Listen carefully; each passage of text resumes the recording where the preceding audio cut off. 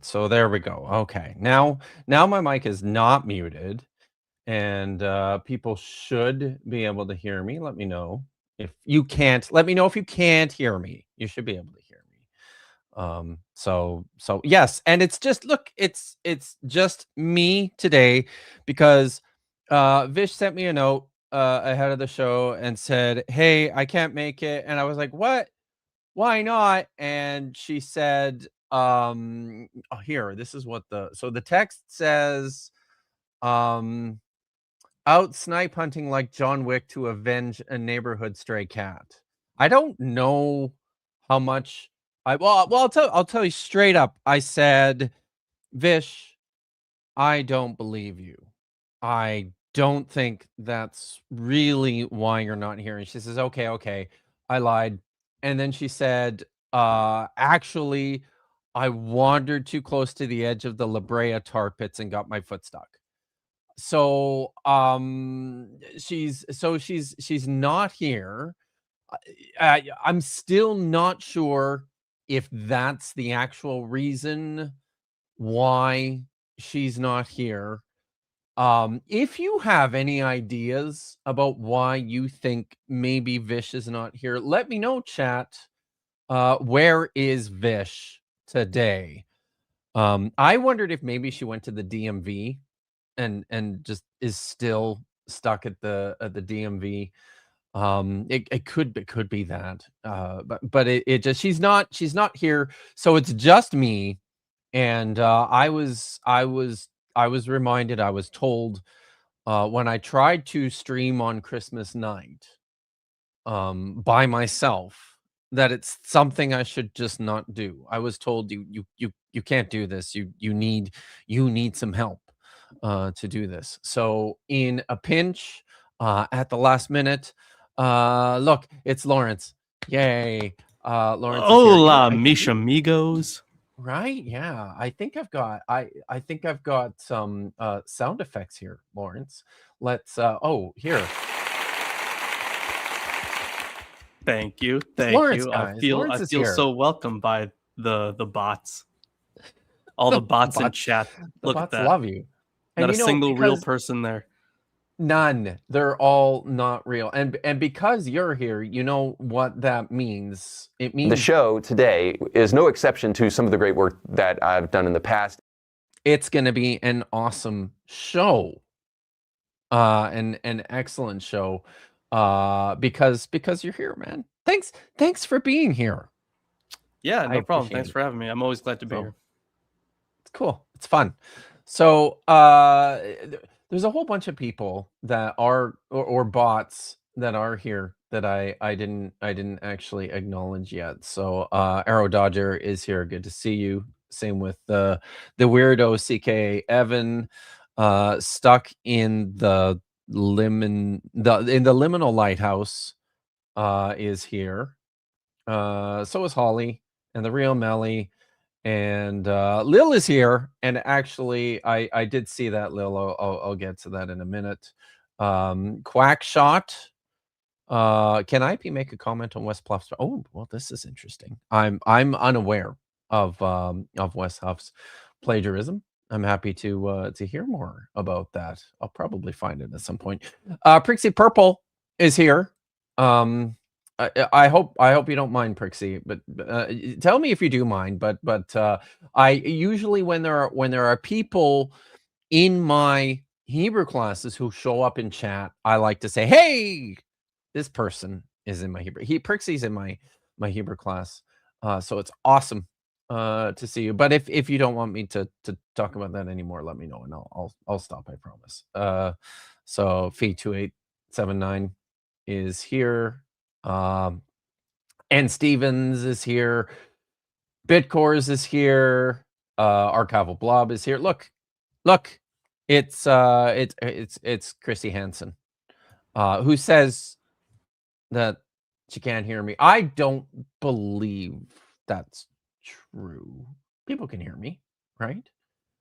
Well, now we can. At the beginning, now we can, right? That's it. That was it. It was at the beginning. So that's fair. Okay. So also, yeah, Chrissy for sure does not exist. Crimes. Chrissy for sure does not exist. Right. Yeah. You are hard on the Chrissy mythicist wagon. Right. Yeah. And that's maybe a new development since you were here last time. Lorence has adopted the position that Chrissy does not actually exist. Right. Yeah. And it is simply impossible that someone can work so hard for so long and just get so much stuff done. It's just impossible. It's a lot. It is a lot that she gets done on a regular basis. Satan is here. Simone is here. Good to see you, Simone. Lots of people. Thanks for showing up, people. Lil, yes, send a member chat to make sure. Give vicious treats to Dagon. Well, I mean, I have chips. I guess I could. Hey, buddy, do you want a chip? Yeah, have a chip. So, there you go. Excuse me, Kip. Do I not get a treat? No. Wow. I mean, I have chips. Do you want a treat? I would love a treat. I also have dog treats. I could do this. Here, I'll take a dog treat. Can you catch it? Yeah, let's go. Here, you know what? I will throw you a chip. Okay. Thanks. You ready? Okay. Yep. Did you get it? I might have. Sweet. Perfect. So, oh no. And that's going to be clipped into oblivion. Let's go. It totally is. It's all good. Thanks, Lil. Appreciate it. So, okay.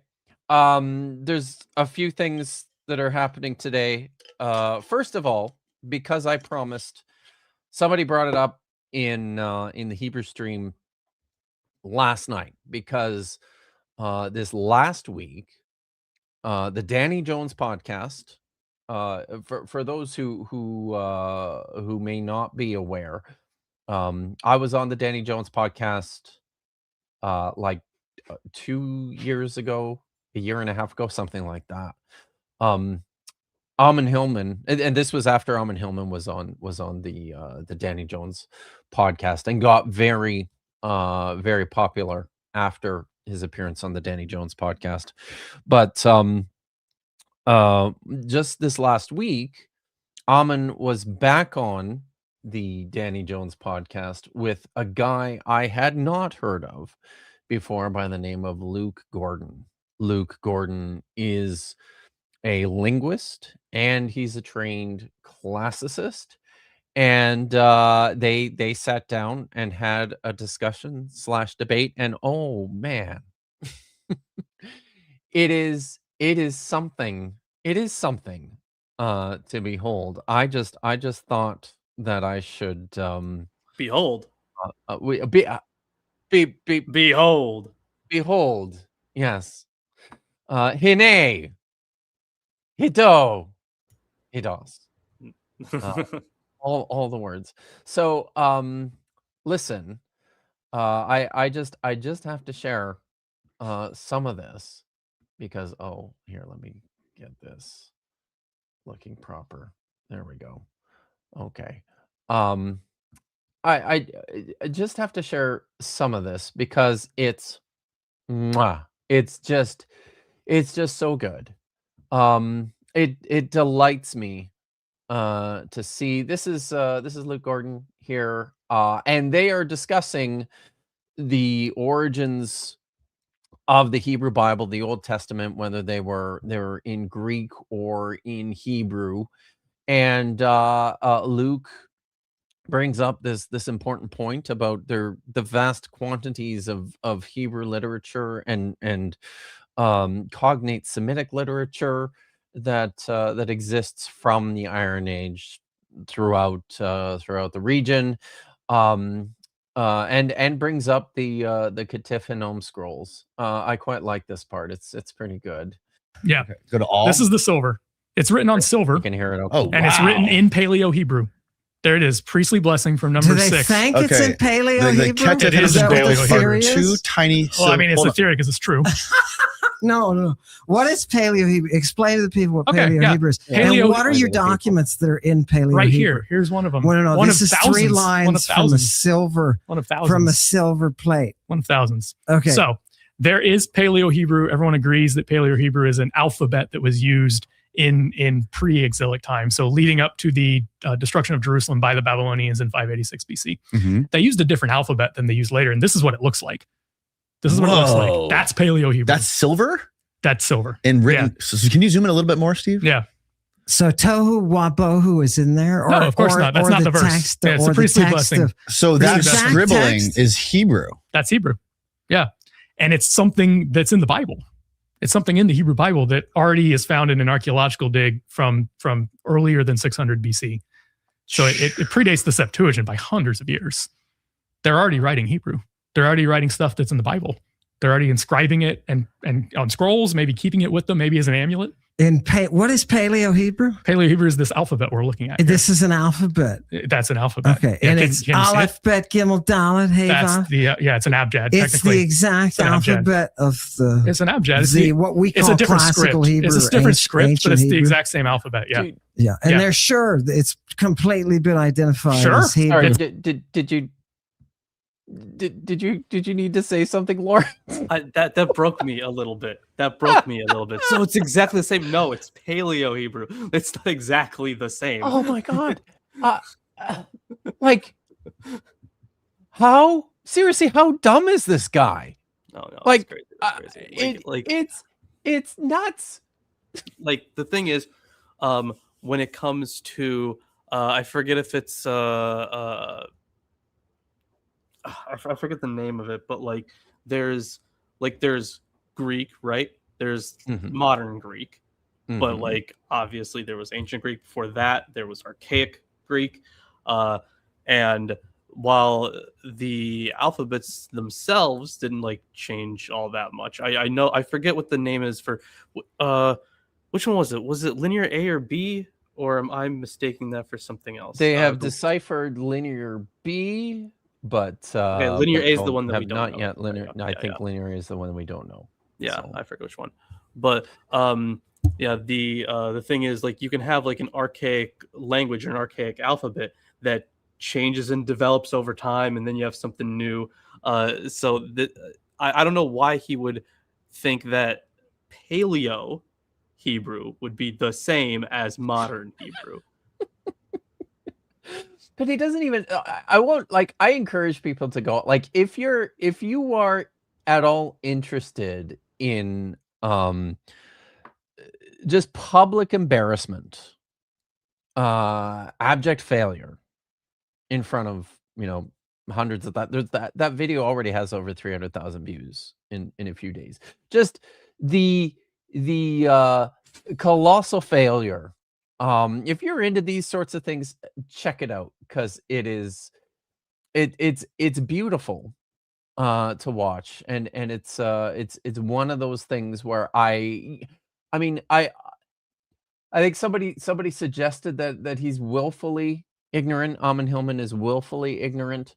The guy pretends or sincerely actually does not know that there's an ancient Hebrew alphabet, and that people can actually read it and don't just make shit up when they look at it, because he seems seriously to be convinced that all the old Hebrew texts, the Paleo Hebrew texts from the Iron Age that we have, are just chicken scratches that people have made up interpretations for. He seems to think this, and I am the thing that I'm not too keen on, because I know that the stuff that's in the Silver Scroll is it is stuff that's in the Bible for sure, but yes, the way, I guess I just didn't like the way that he framed it there, because it was part of a prayer, right? Or part of it's the priestly blessing, right? Numbers 23, right? Yeah, which could have initially been separate from the rest of it, right, and just included in later, which we have evidence of throughout the Psalms. There are Psalms that are very clearly have an ancient origin, but we're not. I don't know why the hell my lighting just changed, but they were not all written together as as part of the whole work. Yeah. No, it's wild. But it's fun. I'm fairly sure there was supposed to be a second part. I'm fairly sure there never will be at this point, just by how badly embarrassed David A.C. Hillman was through this performance, but it's good. Somebody was asking about that. I thought it was great. I thought Luke Gordon knows some Hebrew. He did a pretty solid job of explaining himself, explaining the relationship between the Septuagint and the Hebrew Bible. He made a couple of mistakes, but it's, neither here nor there. It was generally pretty good. So yeah, my hat's off to you, Luke Gordon, if you ever do see this. So yes, Ali points out that Luke gave him a thorough spanking, and Ancient Stone Mystery says, watch the whole thing, couldn't look away. And that's kind of where I was at too. It just the absurdities just they just kept coming. It was really quite something. All right. So, but what we are here for today is this video from Inspiring Philosophy. So was it, I guess this was earlier this week as well. Mike Jones, and now he has Than Christopoulos is working for him. I think full time now. Than's a friend. We still text on occasion. I don't hold it against him that he's he's working for Inspiring Philosophy. I think he's genuine. I always thought that Than at the heart of it is sincerely he's sincerely a seeker interested in truth, and believes the things that he purports he believes. I think these things about him, at least, as much as I think he's just dead wrong about most of it. I just want to say real quick here. So when it comes to this is very surreal for me, because I grew up watching Rhett and Link and like the guys from the Ian and Anthony from Smosh. And if you guys don't know the story, Rhett and Link saved Smosh. They really did. Because long story short, so Ian and Anthony sold Smosh to Defy Media. Defy Media went down, and then they were basically looking for a new home, and Rhett and Link stepped in and bought it. And then when Anthony and Ian were like, "Hey, should we buy back Smosh?" They were like, "Yes, absolutely." Like, I don't know how much they paid for it, but they made a deal, and it was great. So it's so surreal seeing Rhett in this, like, now kind of deconstructing and breaking out of that. Yeah, we'll call it a cult. So it's been really surreal seeing that, and it's really cool that he's talking to Alex O'Connor about this stuff. So yeah, Rhett. What did you say his last name was? I forgot already. Rhett. I think it's McLaughlin, right?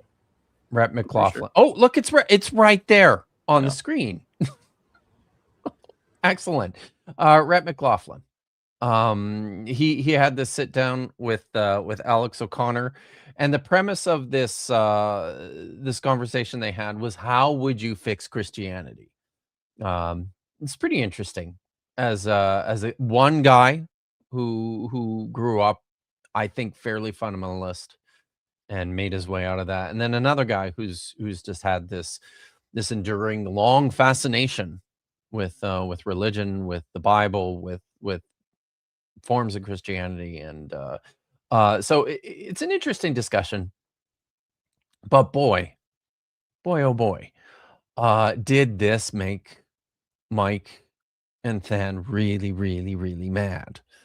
They're very, very upset about this this video, and we're going to talk about one part of it today.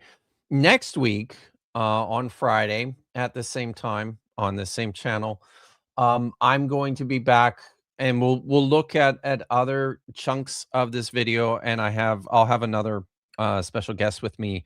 CJ Cornthwaite is going to be coming on and joining me, and CJ is actually a trained New Testament scholar. He has a PhD from the University of Toronto in New Testament studies, and we're gonna talk about some of the things that Rhett and Alex report about the New Testament and how it's affected them as skeptics, and then just the endless crying from Michael and Than.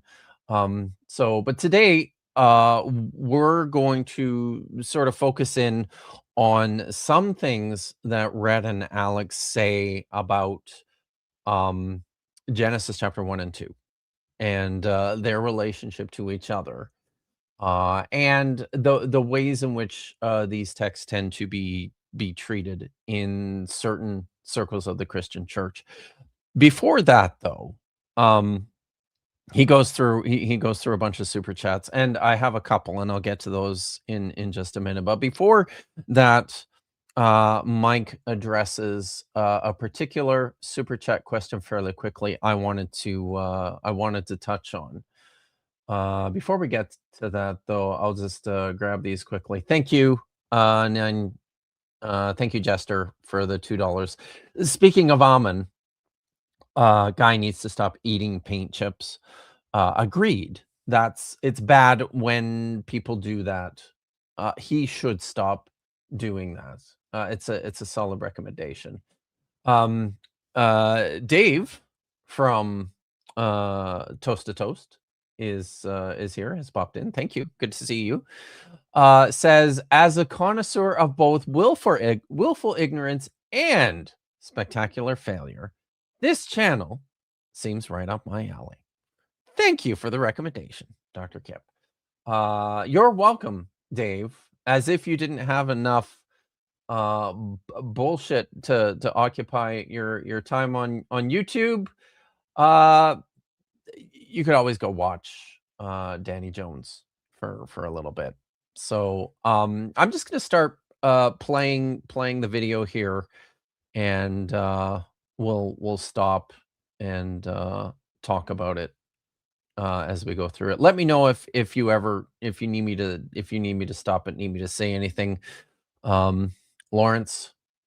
But I thought I'd start here, though, just because I think this really picks up on the vibe of this whole thing here. Let's remember, like, the more we deal, let's just remember, let me just go for just atheists. The more we deal with da'wah, the more we're kind of getting the more emboldened, I guess you could say. Dealing with that loony bin, it really just makes you want to debate more. So if we do, we're going to call you out, invite you on the channel to come talk to us directly. Depending on who it is. If it's honestly, if it's like a bunch of little, like, tiny channels, we probably won't have time, to be honest. But if it's like a bigger channel, oh yeah, it's happening. Rationality rules. Where you at? Boy, so they're very interested. And I think I made this point the last time I covered Mike on this channel. He seems to have leaned quite hard into a lot of the Islam Christian counter apologetics. Right, yeah. Those are always a lot of fun to watch, I'll be honest, because, like, from my standpoint, it's like watching a flat earther and a hollow earther debate. Like, it's just very fun. It's just fun. It can be. Yeah. There's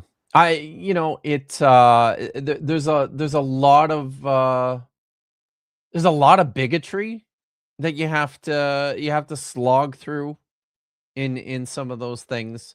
But when you do that, it's worthwhile. But Mike is he's pretty surly.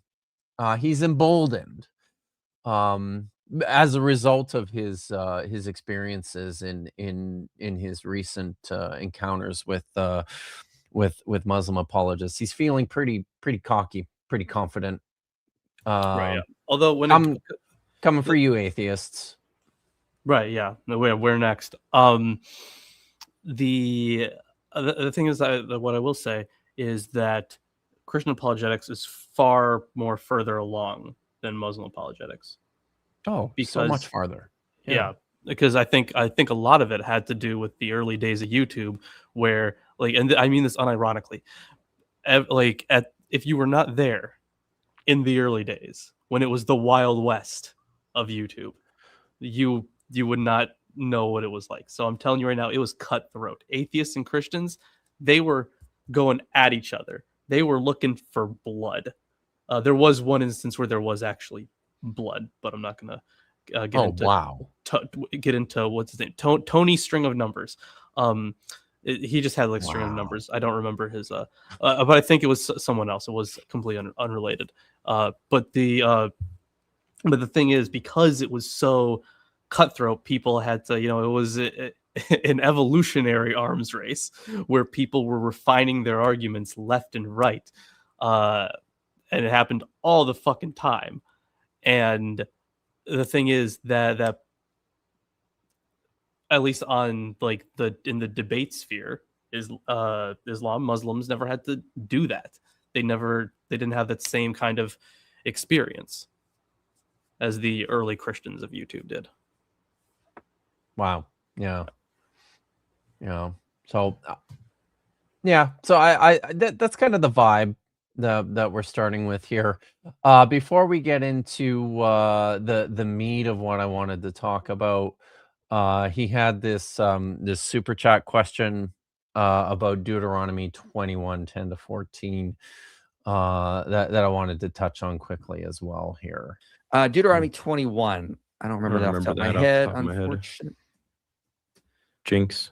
We're so cute, Mike. Shut up. 10-14.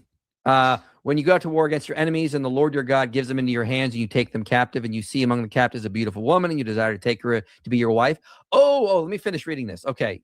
Let me just put this on the screen because actually I was talking to Joel Correcco at ETS. He had a really good explanation for this and I'm happy to share it.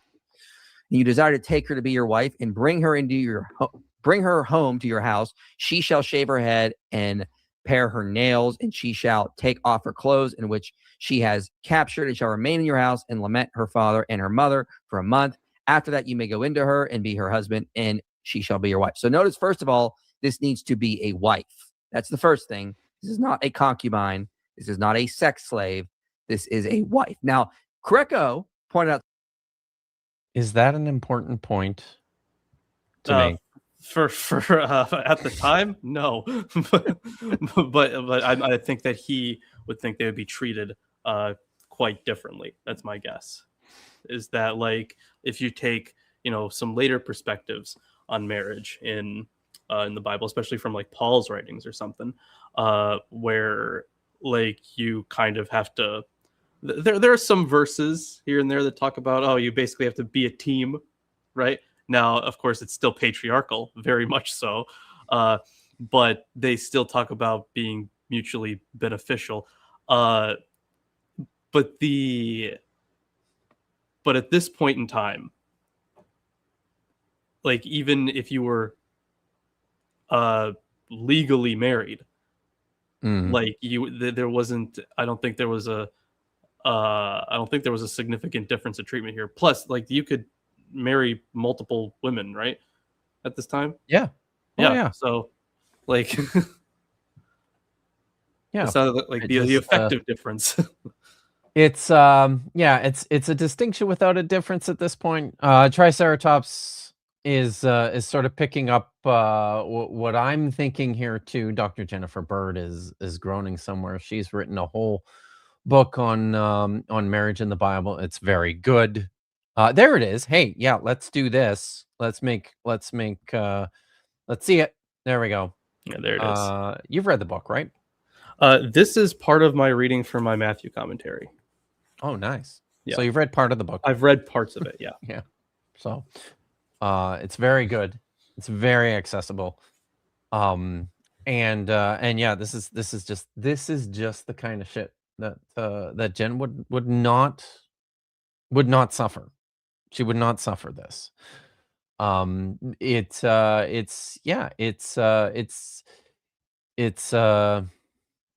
thing. So he's talking here. He's going to tell us here something that he heard from Dr. Joel Carrico at ETS. Something really interesting about this. Really interesting. Very interesting. The pronouns change. So when you go out to war against your enemies and the Lord God gives them into your hand, you take them captive, and you see among the captives a beautiful woman, and you desire to take her to be your wife, and you bring her home to your house. Notice the shift. Notice the shift. She shall shave her head and pare her nails. Not you shall shave her head and pare her nails. And she shall take off the clothes in which she was captured and shall remain in your house and live with her father and mother a full month. And after that, you may go in her, and she shall be your wife. So what Carrico was pointing out, and he's a Old Testament scholar, he says this implies this is her choice because she is doing these things. So you take her back and you say, hey, I want to marry you. I want to take care of you. Do you want to be my wife? He's pointing out that it's okay. So in this case, it's not really a do you want to kind of situation. It's more of a, hey, listen, there's this gun to your head. Kind of slipped that in there, didn't he? Do you want maybe? Do you want? Yeah. I could just stab you now. Right, yeah. Like you don't have to go through all that morning. Like but here's your morning clothes and some clippers. Shave your head, cut your nails. I expect to be done by the time I get home. Now because I am a pedantic asshole, and because I feel the burden of pointing this out time and time again whenever I'm dealing with Mike's videos. If you can read Hebrew, importantly, it's not a change of pronouns specifically. It is a change of subjects of the verb specifically. And those of you who are in my Hebrew class, you will learn the difference here in the course of the intervening few weeks. But it's these look like these are pronouns in English, but because Hebrew doesn't necessarily function the same way as English does. Yes, there are independent pronouns in Hebrew, but what we're dealing with here is a change in subject of the verbs from second masculine singular, when you go out to war, and the Lord God gives them into the object here, your hand, and you take them as captive, and you see among the captives a beautiful woman, and you desire to take her to be your wife. The shift here is from the second masculine singular verbs to third feminine singular verbs. So once again, Mike, yeah, you spend so much time dealing with these texts, you should learn the language. Yes, Lorence. I don't read or don't tell anyone this, but I can read what Jason said in chat. Oh, I understood that. Brilliant. Yeah. Excellent. Happy. No explanation for why. No explanation. None no whatsoever. Explanation for why. No. So, but good to see you, Jace. So, I'll just play this to the end. It seems like now Joel is a friend. We have talked about this text. I don't think he would say, he certainly didn't tell Michael that it's a shift in pronouns. He would have told him properly that this has to do with subjects of the verb. But I don't think he would land so forcefully on this either in my conversations with him. Joel holds a bunch of these things pretty loosely in terms of his reading of them, but let's hear him finish this out. Implicit, it's not explicit, we'll grant that, but it's implicit that she is accepting that, and then she has to go through this process to be the wife. That is what he is arguing. And we had a long conversation about this as well. So again, I'm gonna look into more on that. Maybe there's some counterpoints to that, but that's what I was getting from Joel. And I think he's brilliant. So I'm just gonna bring the text back here so that we can see it as I say a couple things about this. Yeah, very, very implicit, isn't it? I mean, these are certainly in the first part of this text, these are some pretty direct, strong verbs. You desire to take her to be your woman, specifically. You're taking, you're not approaching and asking permission. You're taking. That's what the word means. You bring her home. It feels like these guys want to imply consent to this on the basis of the fact that she's the one who's performing the actions of ritual and mourning and what follows. Right. This is, I mean, it's not a good argument. I'm sorry. I don't think this is remotely convincing. I agree, and I also want to always point out a friendly reminder for everyone: there's no such thing as a perfect translation. There sure isn't. You just can't do it. You just can't. Everything sounds all sorts of fucked up in translation. So yeah, while like, you know, I think that there are certainly some things you can gain from not knowing, like even without knowing an original language. Like there's certainly some things you can gain and learn about the context of the time and about, you know, scholarship, for example. But if you really want to, like, you know, go down to the nuts and bolts, then yeah, you kind of got to learn the language. Yeah, you kind of do. Yeah. It's pretty important for doing some of these things. Yeah, like you could, like someone could arrive at like a proper conclusion about, you know, like the meaning of a certain story or something. But if you want to get down to the nitty gritty, you just got to start learning languages. Like there's a lot of stuff that comes out, because I've been doing stuff with Matthew recently, and there is something that doesn't quite shine through in English translations. And one of the things is especially the use of the passive, because instead of, like, you know, Jesus healing someone directly, the person is healed. So, you know, kind of skirting around him doing stuff specifically. So I think that you can still, like, get, like, you know, good interpretations out of things. But if, like, again, you want to get down to business to defeat the Huns, you gotta learn the original language. And listen, I'm pretty stoked about all of this. I feel like you know, I noticed this here. Will Clark is going to be starting Dr. Dan McClellan's Hebrew course next month.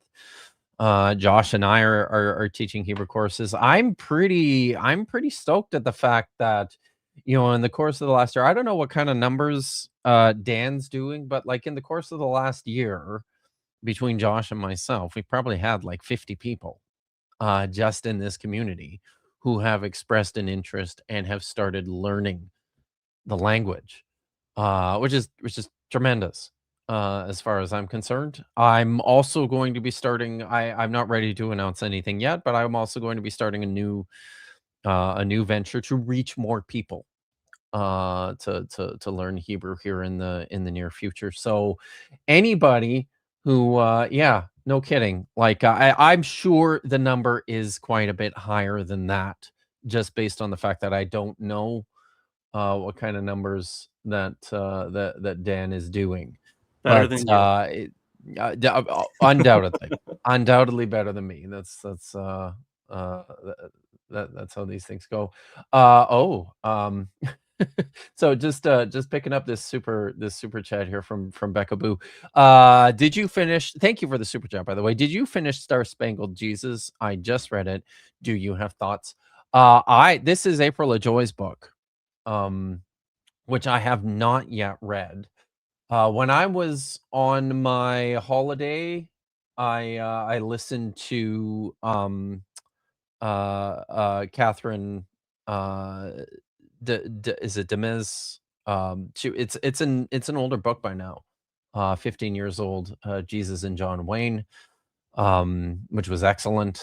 And I started listening to Tim Alberta's. Let me just see if I can just pull the Kingdom, the Power, and the Glory. American Evangelicals in the Age of Extremism. I started working my way through that one as well. But I am April's book is on my list, and I'm absolutely going to check it out. I'm sorry that I haven't read it yet. When I do read it, I will be certain to share my thoughts about it. Okay, now I did on a less on a fairly serious note, a more serious note, a sad note here. I did want to show some love to my friend Joel right now. Joel Carrico is a friend. He's a friend of the channel. He's a friend in real life. He lives in my town, just down the road from me. Joel has stepped away from YouTube. He has stepped away from work because he and his family had a really terrible holiday season. Their youngest daughter was diagnosed with an acute form of leukemia, and they are they're focused on looking after her right now. There's a GoFundMe that's been started. I will be sure to put actually, if I can, let me send this to a mod to post it in the chat. Where are we here? I'll send it to a couple who Simone is watching. So I'll if I send this to you on Discord, Simone, can you post the link in the chat for the GoFundMe for Asha? Joel is at the Vancouver Children's Hospital with her right now, has been for the last few weeks. Thank you, Archival Blob. But people who pray, please pray for Joel and pray for his family. Even if you don't pray, seriously, I don't know. This feels like one of these moments where it doesn't. I don't feel bad about asking people to send your prayers and your best wishes and your thoughts to Joel and his family. If you can help him and his family, if you can afford it, I'm sure they would be grateful. They would appreciate the hell out of it. I'm a parent. My kids are grown. I can't imagine what this must be like, what they must be going through. And I love Joel. And I don't want him and his family to have to suffer through this. So if you can help, please help, but please also just keep them in your thoughts and your prayers. So Joel, if you see this, we are thinking of you, a whole bunch of us, and we hope you're doing well and that your family's doing well. All right. So yeah, that was a bit of a downer.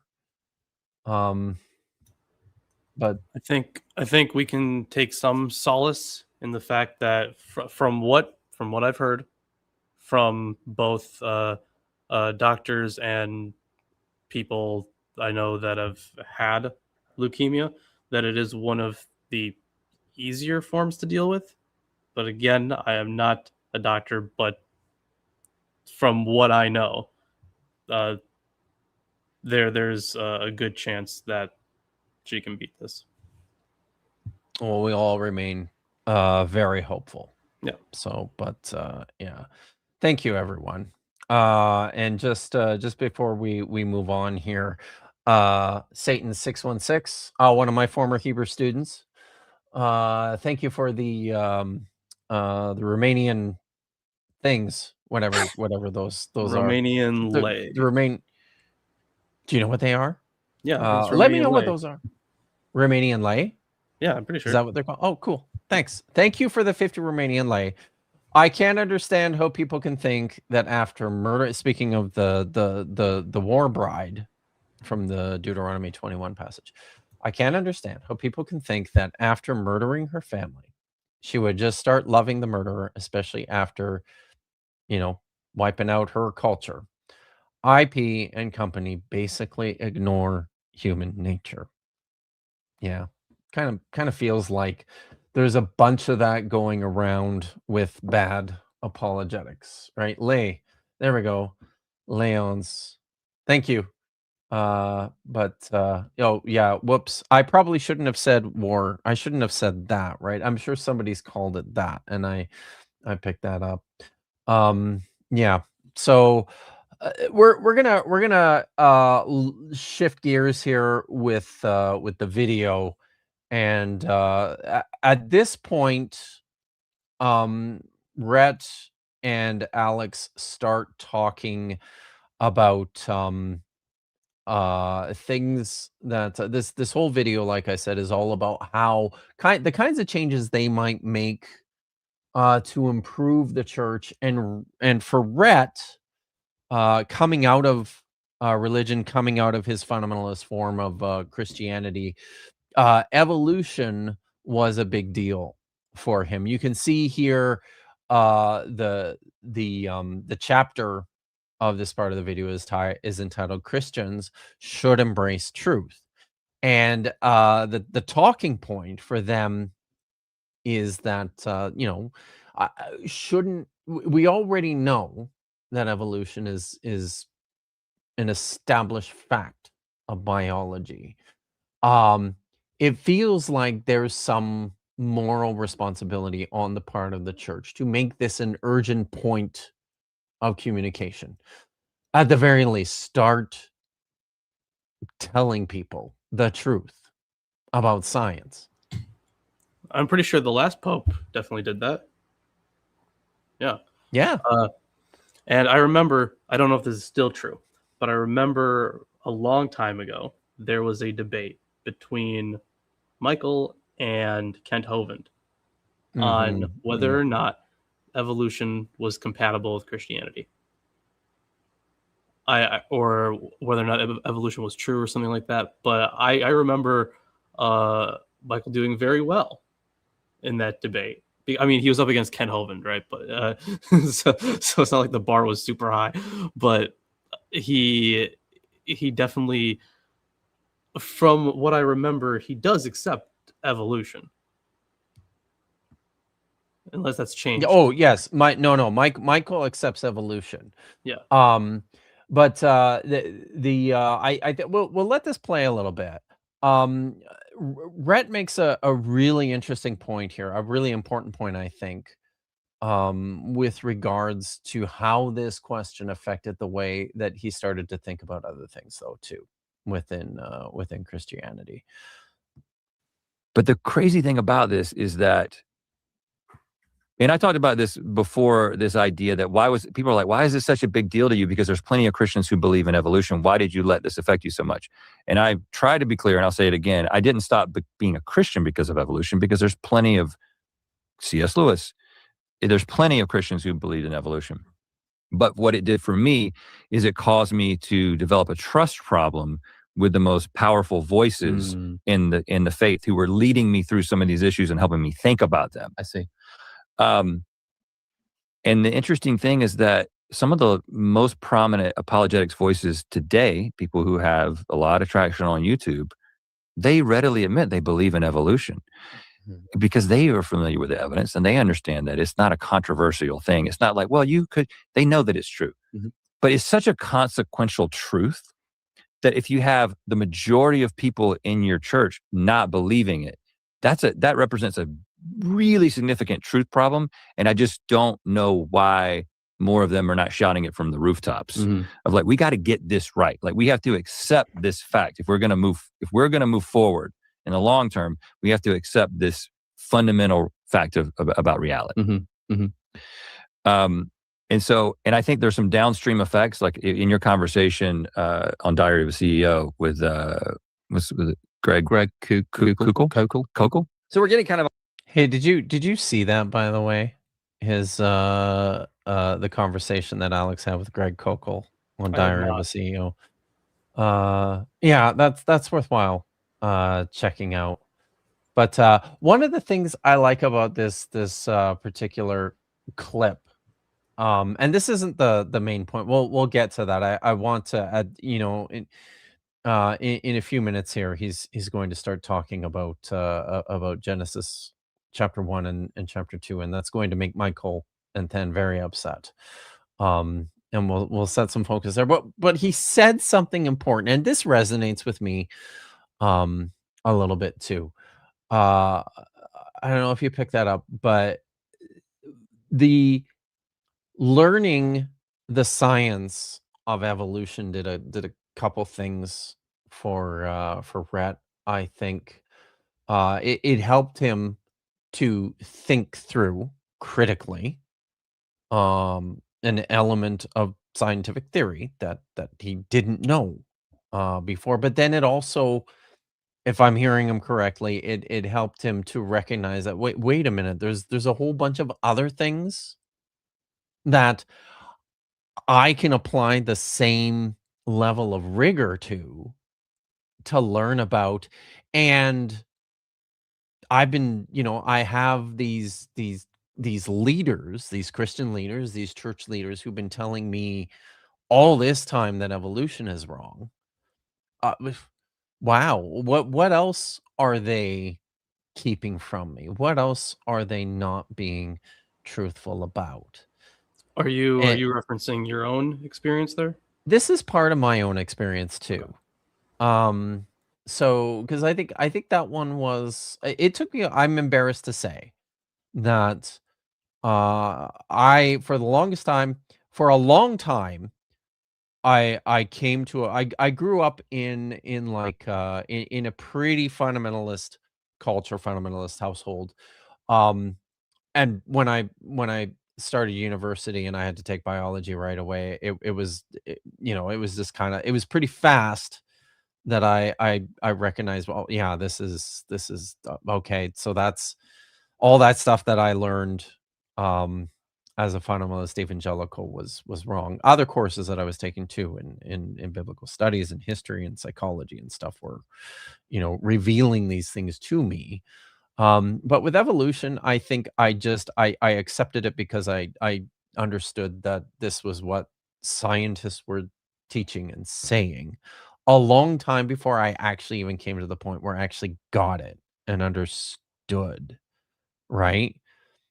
Because I do remember it being a while, and then one day the lights kind of just went on, and I'm like, oh, I think I get it now. Yeah, evolution is one of those things where, like, even when I was still a believer, I accepted evolution because it was mostly because, at the time I was young So I was just kind of following, what my teachers were teaching me. But the more you learn about evolution, the more you realize, and I say this often, there is more evidence for evolution than there is for gravity. Like, if just sheer amount, like if you were to quantitative evidence, there's more, because you have all these fields of science converging to this one conclusion: evolution, and it's really undeniable. Yep. And I think Rhett's point here is that like his leaders in the church, according to him at least, unless I misunderstood something, was that they accepted it. They accepted evolution, but the thing is, the laity didn't, and he sees that divide, and he's like, yeah, why are they so? What is the word blasé? Is that it? Blasé with the truth? Like they are just not. They don't care. They're not paying attention, or it just doesn't matter. It's not important to them. Yeah. No, yeah, I think that's right. By the way, on the Diary of a CEO show that Alex was on, I believe Paul did a video about that a few months ago. It's very good. I'm right about that, aren't I, Paul? That you did a video about it, and I'm right too. I think that it's very good. Please, confirm that yes, you did a video, and that yes, it's very good. So people should check that out. So it's but this is all sort of leading into the main thing here about the creation stories. Yes, sure, yes, he did a very good video. So people go watch it. So we're gonna, we'll hear what Than and Mike take away from this, and then we'll hear Rhett and Alex talk a little bit about Genesis. Off track here, but I mean his basic point is he wants us to accept evolution. So he wants Christians to accept they believe in foolish and dumb things and be okay with that, except when it's inconvenient for them. Then we got to believe in truth. Then we got to accept evolution. Like, pick a narrative. You can't have it both ways. If you just got done telling Christians that they are allowed to believe in foolish and stupid things, why do they have to believe in evolution also? Why should we embrace truth when you just got done saying embracing faith means you basically believe in blind faith, and you just accept you believe foolish and dumb things and don't worry about it? Yeah. Why not just believe the earth is 6,000 years old? Heck, why not? So this is the part. Which no, not exactly. Like this is the part of the video I didn't cover. We'll cover some more of this next week. But in the other part of the video, Rhett sort of sets his focus on how much the Bible and a lot of churches emphasize faith over skepticism or critical thinking, right? As a means to arrive at your convictions and the truth. And I think the point that he's trying to make is that a better path forward for a lot of Christians is to accept the fact that this is very much about your own personal relationship with God, about that than it is about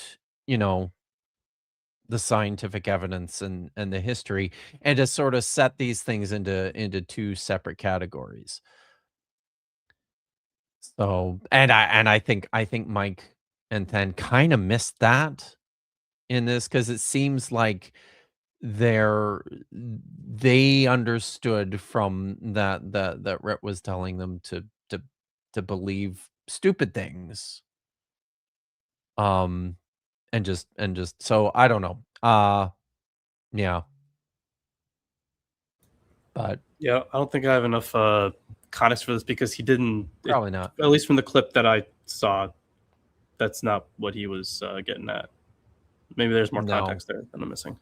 There might be, and maybe I shouldn't have. Maybe I should have clipped this a little bit later. But Yeah. I believe it's 100 years old if we're going to do that. Here's the thing I don't get. And maybe this is just presumptuous because, we only got 500,000 subs and I don't know what Alex is at.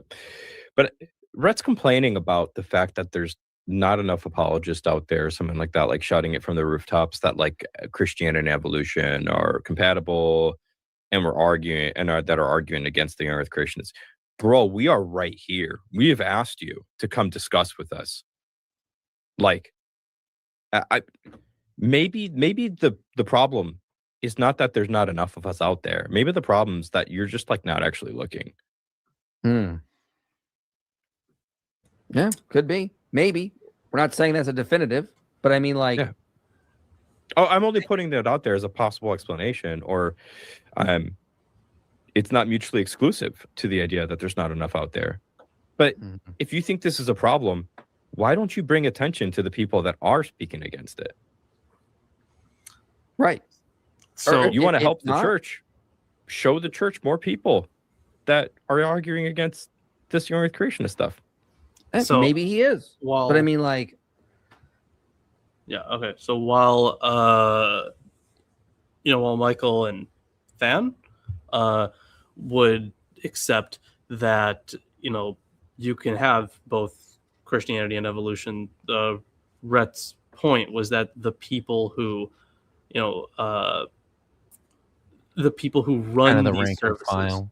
right? Yeah, like and the then people who have some kind of authority within the hierarchy of their respective churches aren't the ones doing it.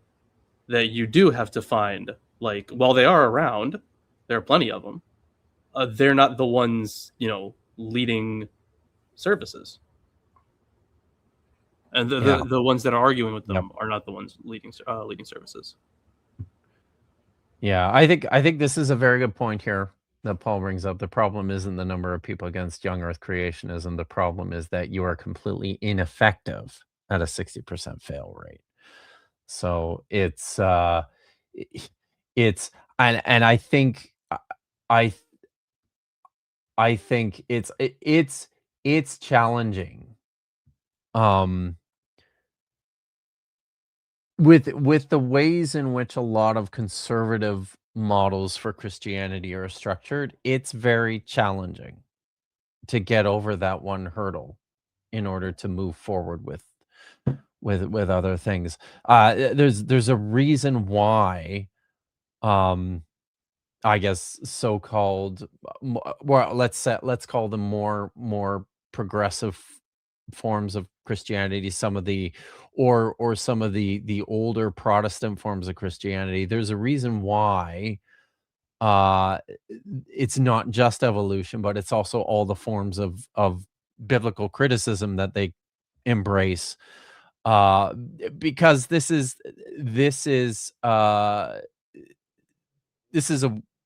when you get down to it, it's a worldview question. And I think the problem for a lot of people is they start to see the cracks and the inconsistencies in like a worldview, like what Mike and what Than want to promote, where we'll accept this particular scientific theory, but then when it comes to the same methodology and the same scientific rigor as it's applied in these other areas, we're going to challenge that.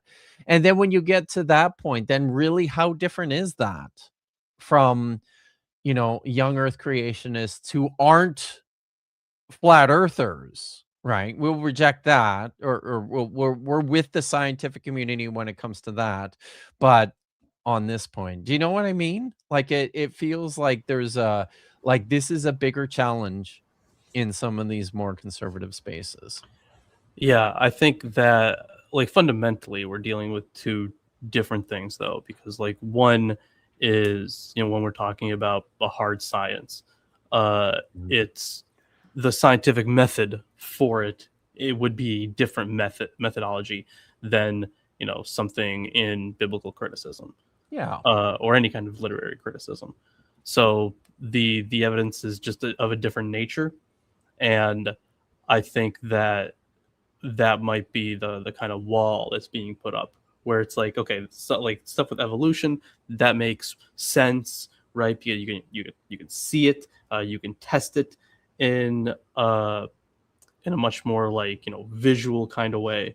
And then with, you know, something like biblical criticism, there are a lot of puzzle pieces that you have to try to put together, and it can get daunting. It really can. Yes. Yeah. Like it can become a maze. And in fact, I think there's God, what's the name of the book? It's on the synoptic problem. It's called A Way Through the Maze. It's from oh my God, the Far Hypothesis guy who's currently Goodacre. Thank you. Yeah. So yeah, he wrote that book, and I do not hold to the Far Hypothesis, but he does a good job of saying, like, listen, there's a bunch of it's a big pile of stuff. How do we figure out what the hell is even going on? Where do we start? Right. So I think that it's of a very different nature, these two endeavors. Yeah. No, that's true. That's very true. But yeah, maybe let's we should start talking about some about biblical criticism here, and see how this goes with Red and Al. Have it both ways. But there's also things that we can know about the Bible, like talking about Genesis. Well, it's pretty clear. So before we start this, I want people, and you too, Lorence, pay close attention to the body language and the reactions and the composure of Mike and Than here as they're listening to Rhett talk about things that we can know about the Bible as well. All right, pay attention to that. That there's two accounts of creation in Genesis. No, it isn't. This is from two different sources. Like that whoever put the Bible together decided pretty clear that there's two accounts of creation. This is what you mean. But like, pick a narrative. You cannot have it both ways. But there's also things that we can know about the Bible, like talking about Genesis. Well, it's pretty clear that there's two accounts of creation in Genesis. No, it isn't.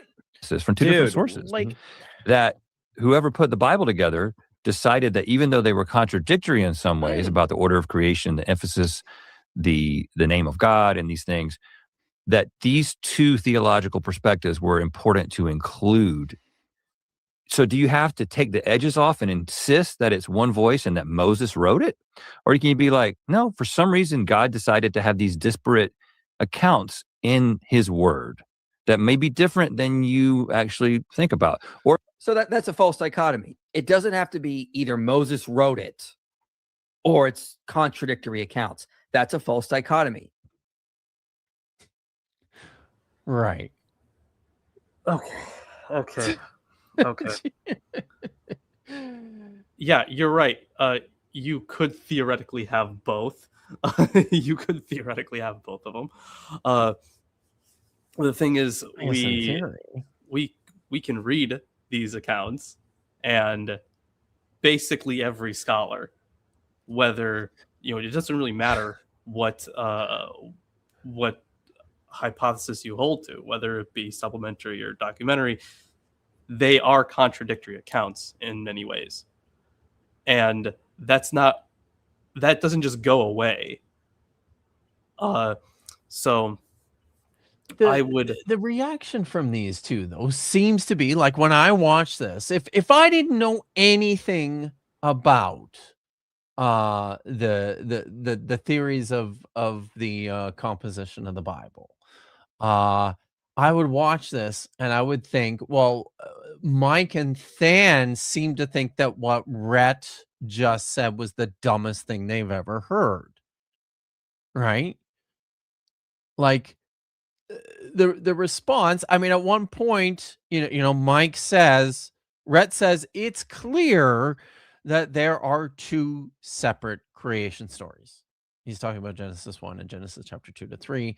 Mike says, no, it isn't. It's not clear. Right, even though it kind of is. kind of, Yeah, right? Like kind it of is. just it's yeah, that's I think that's the mind-boggling thing here is the way that these guys want to structure the scholarly conversation when it comes to stories of creation, when it comes to the composition of the Torah and the Pentateuch, when it comes to these things, is surprising. It's a bit jarring. Because like for these two, I would think that the other another option would be, okay, well, Moses didn't write it and they're not contradictory. Actually, I don't know where Michael stands on that. I have no idea. However, I would think that he does not think that they're contradictory. So I don't think he does. Right, yeah. Right. He probably holds to a unity, right, an internal consistency. It's just there's ways to get there, right? So, and these are questions that I've had for a long time.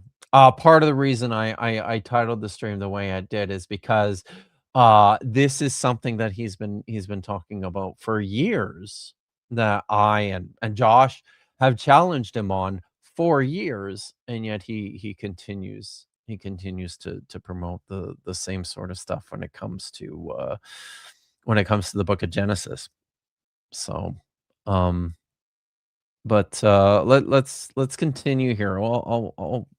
I'm sure you'll have more things to say. I certainly will have some more things to say. We have got a video on this, using some of the most up-to-date scholarship. I made this video script before the author even had the main paper I relied on, before that paper was published. The paper came out around the same time as the video did, because I was talking to scholars. How do we deal with this issue? Can you give me some up-to-date research? And Benjamin Kilker was super helpful in that. So this was using most up-to-date scholarship. So have you heard of Benjamin Kilker before? I have not. I had not heard of him either. Josh hadn't heard of Benjamin Kilker either. He's a Swiss scholar, I think, at an evangelical school in Switzerland. Might be part of why I hadn't heard of him before. But the argument that Michael and this is this is a video that he made a number of years ago on the internal consistency of the book of Genesis, and why we can be why people can be confident that it's not actually separate creation stories. There's just it's just a single story. So this is some of the evidence that he's putting forward here. If you look on the screen, I think this is what he says that he's getting from Benjamin Kilker. He's looking at literary patterns that exist between this chunk of text from Genesis 1 to 4 is then reflected in Leviticus chapter 8 through 10. The glory of God fills the cosmic sanctuary over 7 days. There's the 7 days of consecration themes in Leviticus. Priests appointed are on the 8th day to serve in God's sacred space. Appointment of priests that are allowed to enter the tabernacle. Priests banished cannot be naked. There's dietary violations. The death of Nadab and Abihu, no strong drink, dietary laws. Like, some of the connections here I don't know if I would say vague, but they're not precise, right? Yeah, this is a very who was it? Mark S. Smith. Didn't Smith write something pretty similar to this? It's called the Priestly Vision in Genesis 1. I think that was the name of the book. Yes. Yeah. So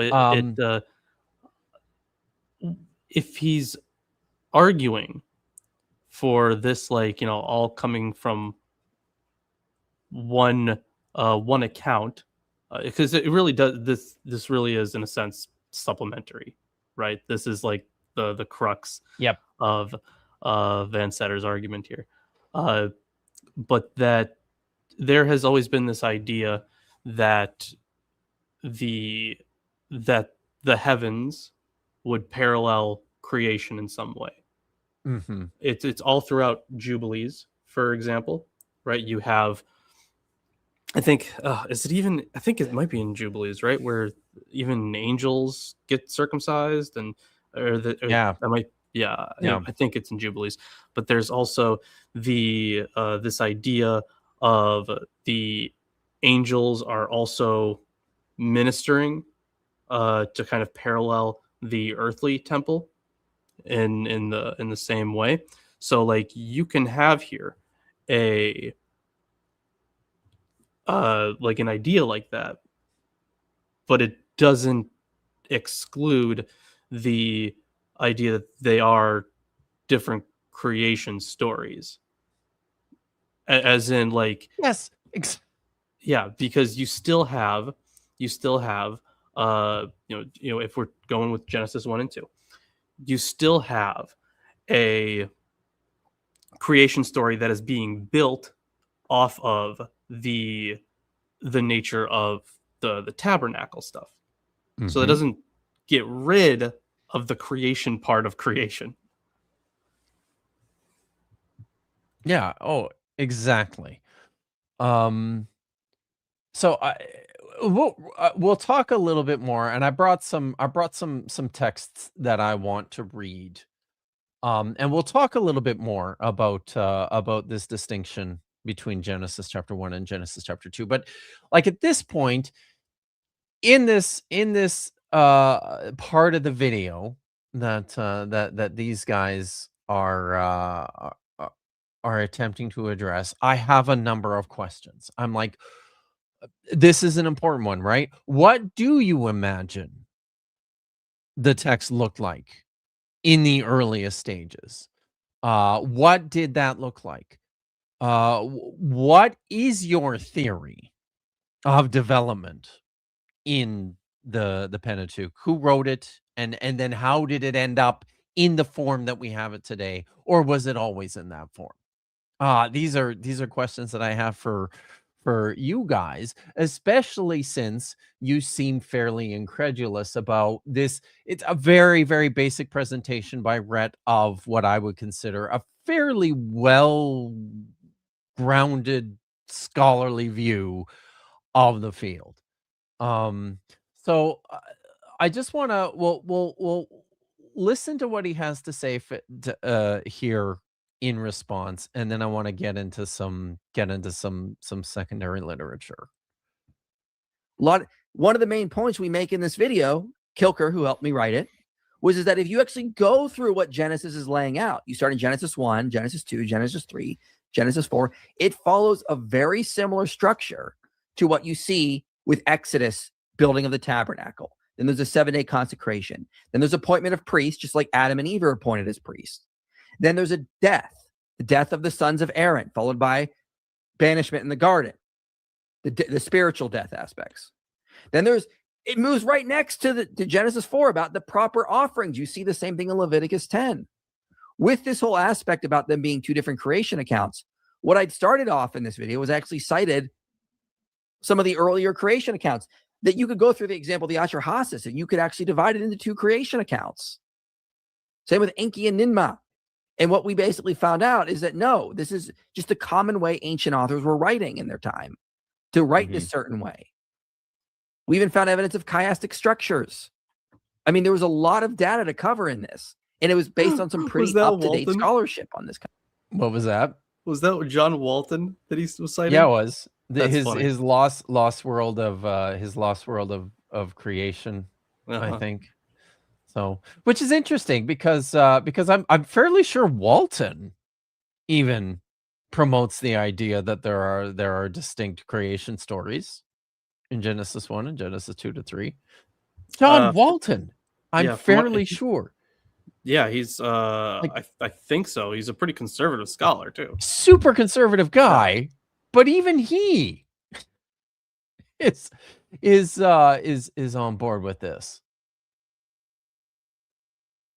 So in this, and it was based on some pretty up-to-date scholarship. Up-to-date scholarship. Yeah. Where's the other chart I wanted to bring up? Oh yeah, you could go through Genesis 1-3 compared to Genesis 8 and 9. Gary Rensburg talks about this in his book, The Redaction of Genesis. They're following a similar pattern and structure. Does that mean they're making everything up? No.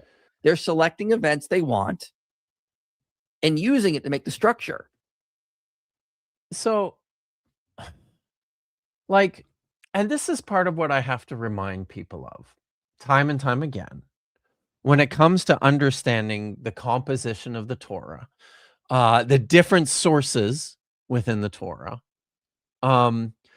just because scholars continue to maintain that there are these separate traditions that were brought together over time, that doesn't mean that you can't find these larger patterns within the texts that look like that, because the redactors were trying to do that. They're bringing sources together and trying to create something coherent and unified. So of course you're going to see these correspondences from one part of the text to another, because that's what the redactor wants you to see. But that doesn't in any way invalidate the fact that there are these distinctions between the individual parts of the literature that the redactor either did not as effectively eliminate or didn't feel, any compunction about maintaining. Both things can be true at the same time. It's like they don't even understand. It's like they haven't even read or have any concept at all of how these theories actually work within scholarship, what they actually look like. It's wild. Yeah, I mean, like the model for things like this is hard to grasp. If you were to like graph it all out, it would look kind of crazy. Mm-hmm. But that's why like scholars usually concentrate on like, one part at a time or a few parts at a time. But then eventually after studying this stuff, like you can come to your own conclusions about certain texts. I think that's perfectly fine. But it's also when we're looking at some of these story notes that he's taking, a lot of it is stretching, but there is also quite a bit of stuff missing in each one, like the stuff in between all these. Yes, very important to note that.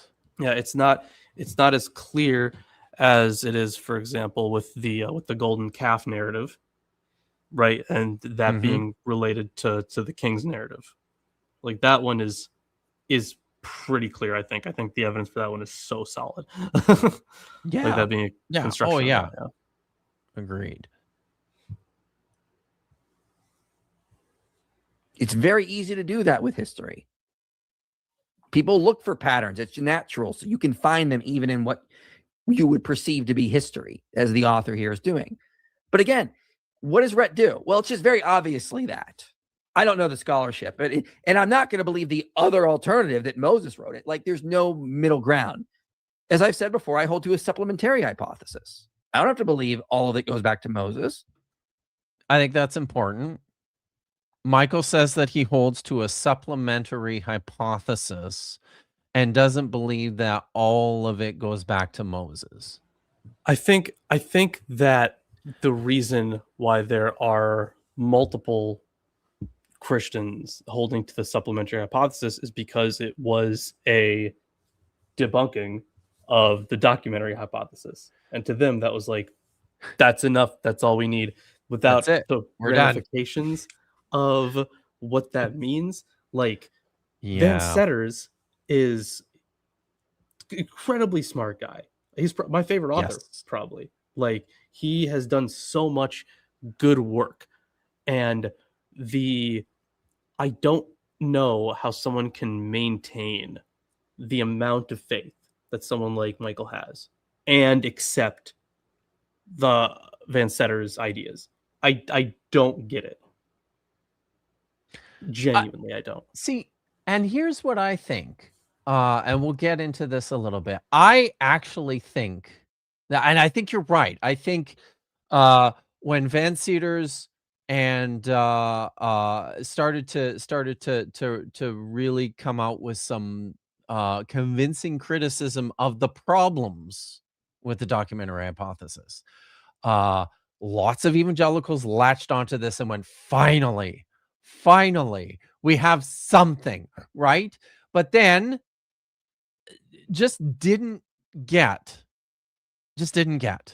what Van Seters was actually trying to argue, what he was actually trying to put forward, right? He was saying these texts are even later than you guys think. They're even Yes. less reliable. Yes. And it's just so fascinating to me. So you know who recommended? Do you know who recommended Van Setters to me? Who? Sentinel Apologetics.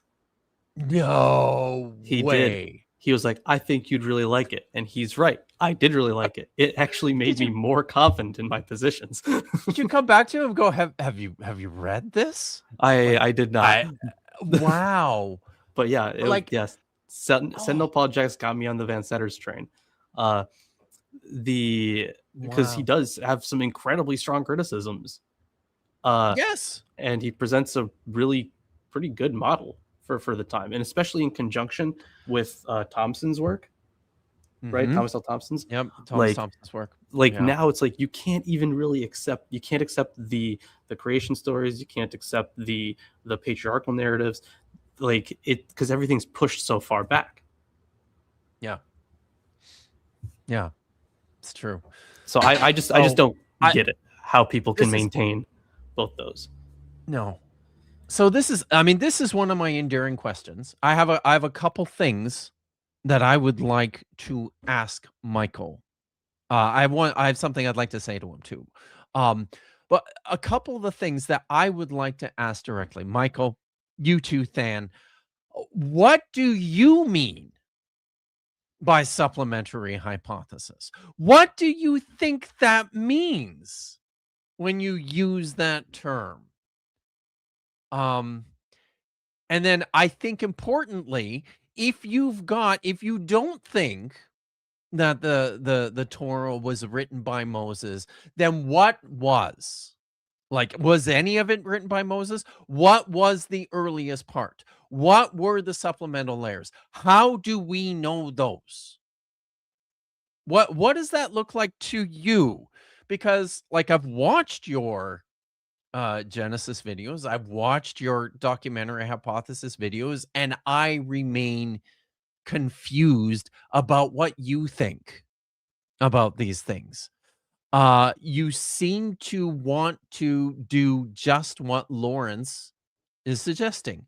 You want to forward the criticism of the documentary hypothesis without actually understanding what Van Seters was proposing and how that has forwarded scholarship since then. I want to finish this clip and then we'll look at some stuff. Mm-hmm. But this is a, I don't even have to believe Moses wrote it, on my view. I don't think documents were written by one person in those days. These were always collective things, as they point out in the book, Misreading Scripture with Western Eyes. Beast. All right. So I'm gonna put that down for a minute. That's also a book I'd never heard of. Reading Scripture through Western Eyes. It's a popular book. It's an evangelical book. It's one of those books to help lots of evangelicals and conservative Christians feel better about believing some things that are more challenging to believe. So all right, so the first place I want to go, just because I think this is an excellent introduction to modern Pentateuchal criticism. This is from Leanna Feldman's what's the name of the book here? It's was she the one that wrote the priestly narrative? Fire. Yes, yeah, that's the one. The Consuming Fire, yes. The Complete Priestly Source from Creation to the Promised Land. Excellent book. So this is a translation of just the priestly source, right? What scholars have identified as so-called P. She's written a whole translation, like her own, she's put together all the texts in order of what she thinks this looked like, and made this translation, and it's excellent. And one of the things I love so much about this book is her introduction is phenomenal. Her introduction to the priestly source, her introduction here on the first 3 pages to Pentateuchal criticism is 3 pages of just an excellent snapshot view of where scholars have come from and where they are now on this question of the composition of the Torah. And I'm just going to read it. The biblical priestly narrative is first and foremost a hypothetical document. To explain what I mean by this and why this edition is not simply one scholar's imagination run wild, which is how source theories tend to be presented by conservatives and evangelicals. I first offer a very brief introduction. I survey some of the central points of agreement in the field of biblical studies about the composition of the first 5 books of the Hebrew Bible, commonly called the Torah or Pentateuch. Then I explain the specific methodological approach that stands in the background of this project. Around the 17th century, scholars began to question and ultimately reject the idea that the Torah was written by Moses. But if Moses did not write it, then who did? And more pointedly, how many people wrote it? Unfortunately, there's not a single answer to either question. Debates about the literary history and authorship of these 5 books began with Baruch Spinoza and continue to this day. There are, however, a few broad conclusions that nearly all biblical scholars have come to agree on. Many of these conclusions can be summed up in the statement that the Pentateuch is a composite text. Its division, sorry, I have to cough.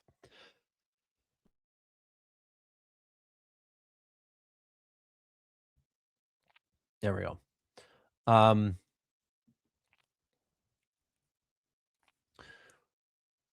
Its division into 5 books was not original, but it is nevertheless made up of multiple parts with different authors. The 5 books of Moses are not 5 books, and they are also not by Moses. The works that we now know as Genesis, Exodus, Leviticus, Numbers, and Deuteronomy are not an original part of this text.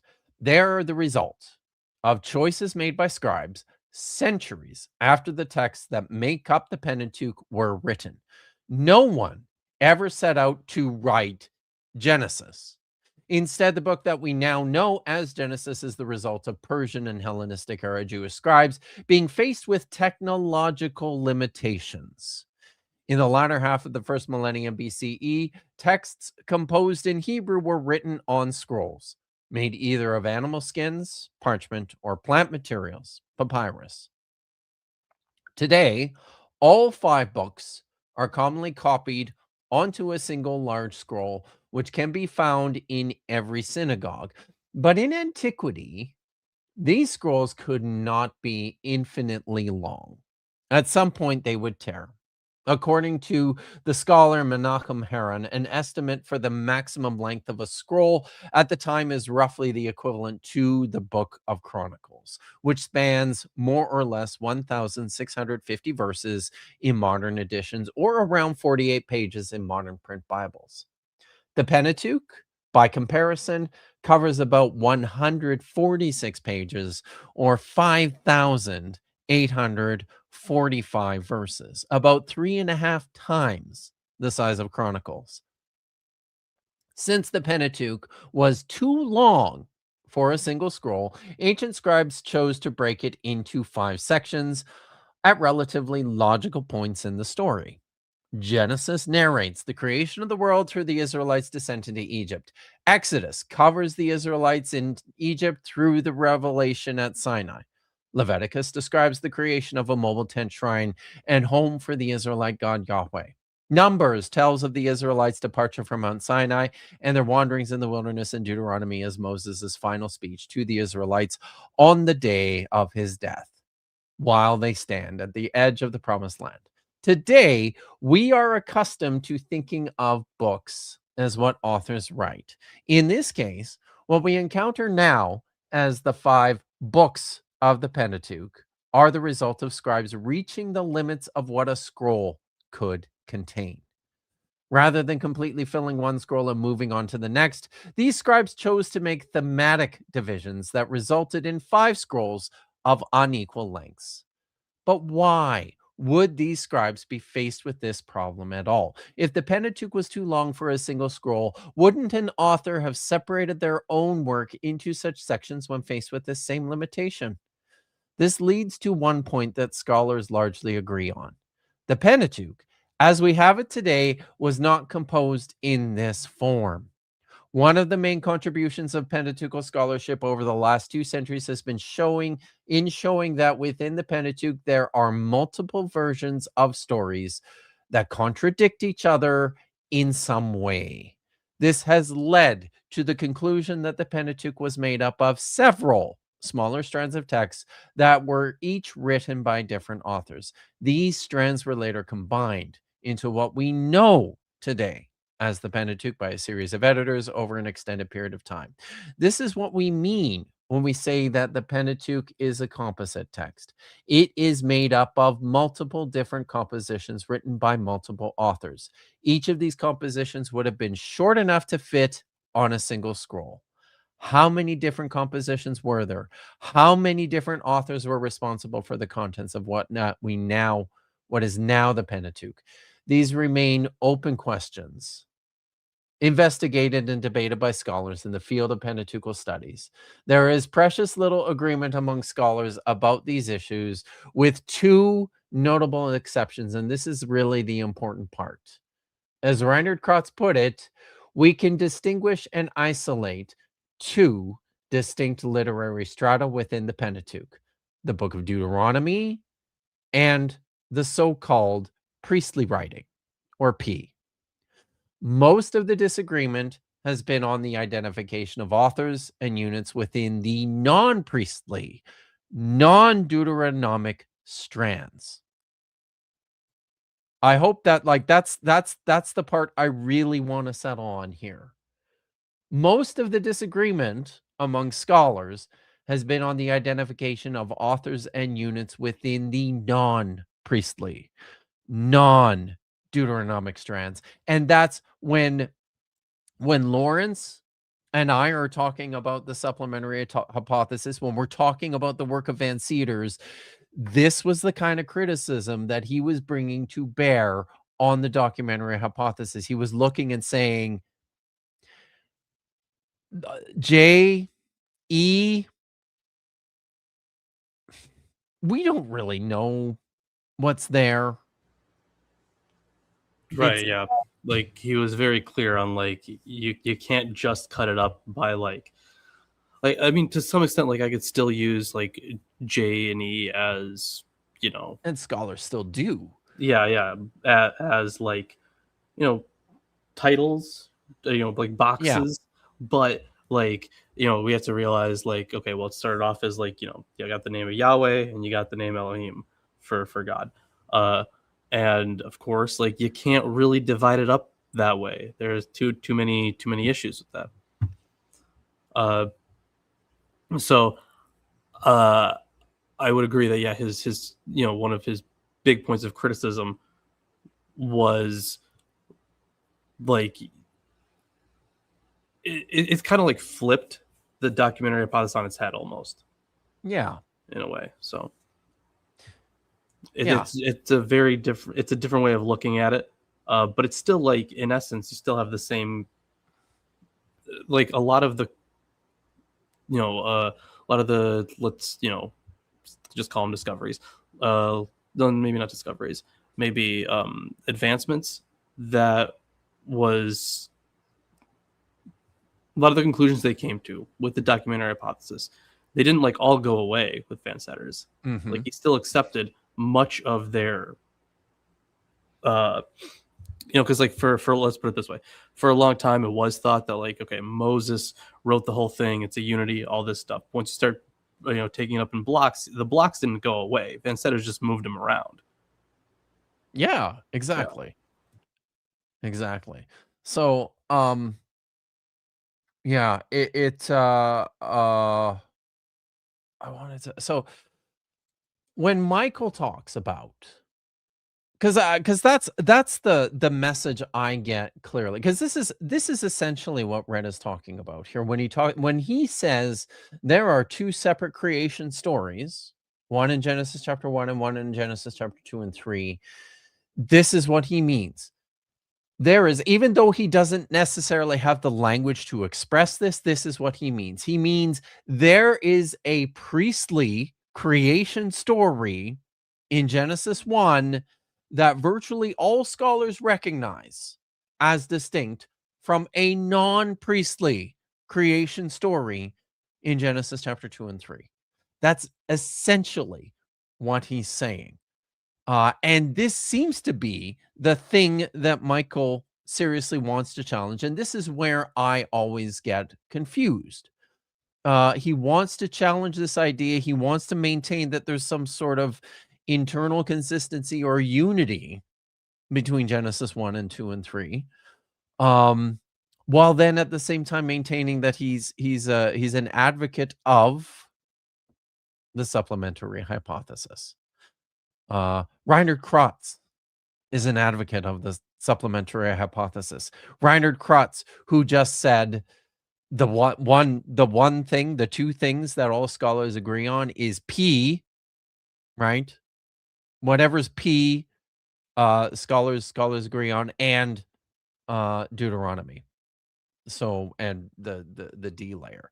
So yeah, when Michael says that he holds to the supplementary hypothesis, he's clearly talking about something different than what biblical scholars are actually talking about, because it's not that. It's I wanted to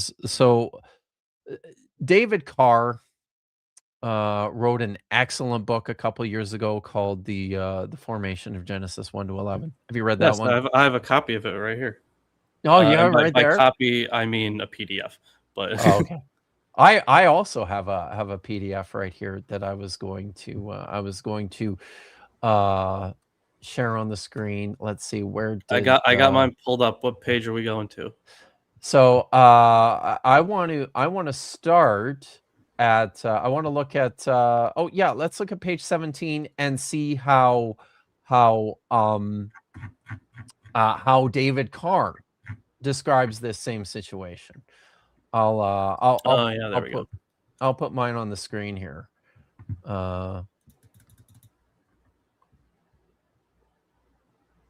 Yeah. Where is it? There it is, David Carr. Okay. Title here: Genesis 2:4b through 3:24 as probable precursor to Genesis 1. That's the one. So there it is. Looks like that, right? Yep. Got the right one. Okay. So this it's these first two this first paragraph especially, but these first two paragraphs I want to point something out. An often discussed possible textual precursor. So this is his chapter where he's talking about sources behind Genesis 1, the Genesis 1 creation story. One of those sources, he spends a lot of time talking about Psalm 104, but another one of those sources as a probable precursor to Genesis 1 is the other creation story in Genesis chapter 2 and 3. Another often discussed possible textual precursor to Genesis 1 is the Garden of Eden story in Genesis 2:4b to 3:24. As noted above, scholars like Witt and Astruc already recognized the basic literary critical distinction between these texts in the 1700s.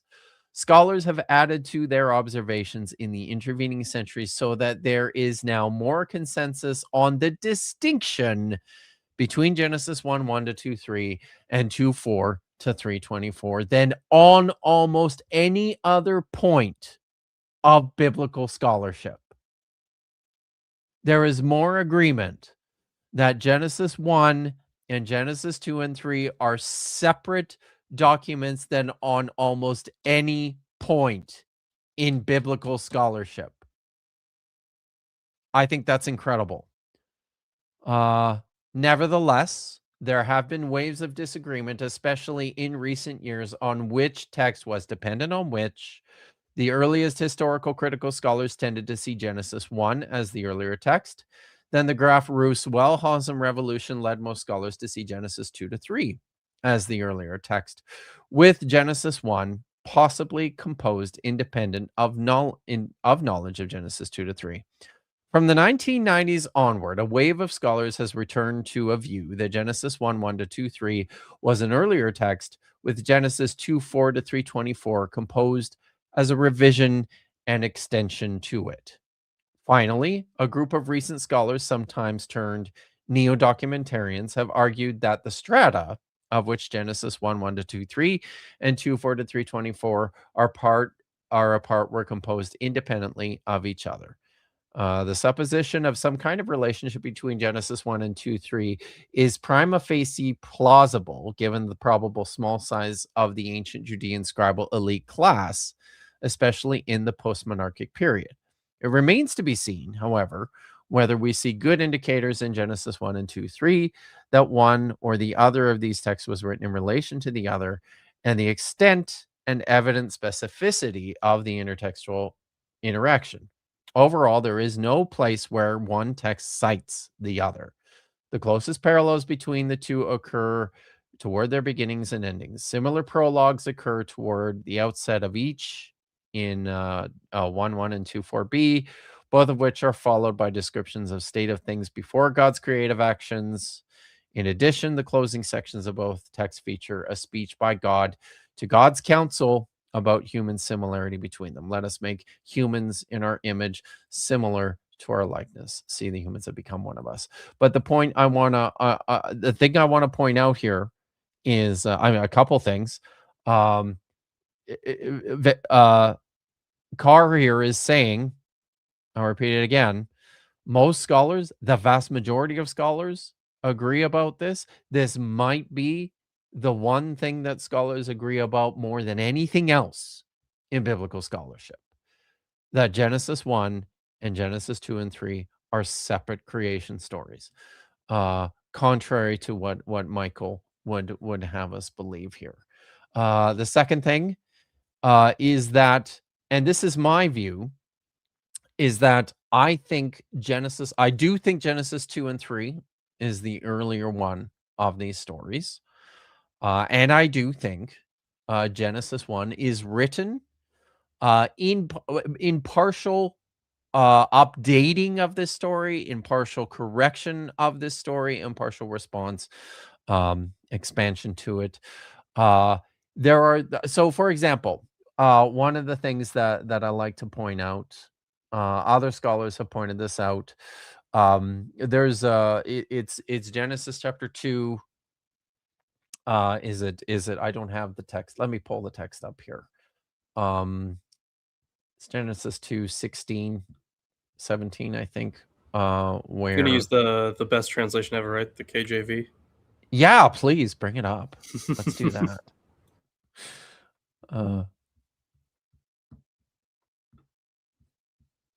The thing is, like, a lot of people, including me, talk about how terrible the KJV is. But the thing is, they do some things right. They don't even know the half of it, though. Like, the more you dig into it, the worse it gets. That's funny. Okay. I'm actually looking here at where is it?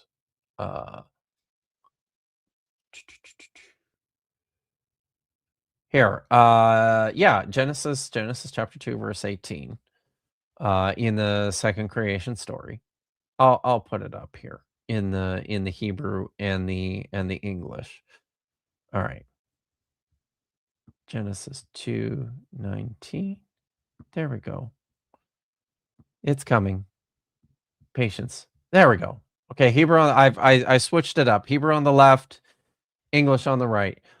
This is a famous part of the story. So up to this point, God has created the man, and he's planted a garden, and he's put the man in it, and he's commanded him to not that he can eat of every tree in the garden except for the tree of the knowledge of good and evil. As soon as you eat it, you're going to die. And then there's a transition here, and it says, for Yahweh God said, it is not good for the human to be alone. I will make a fitting counterpart for him. Some scholars have focused in on this expression, lo tov.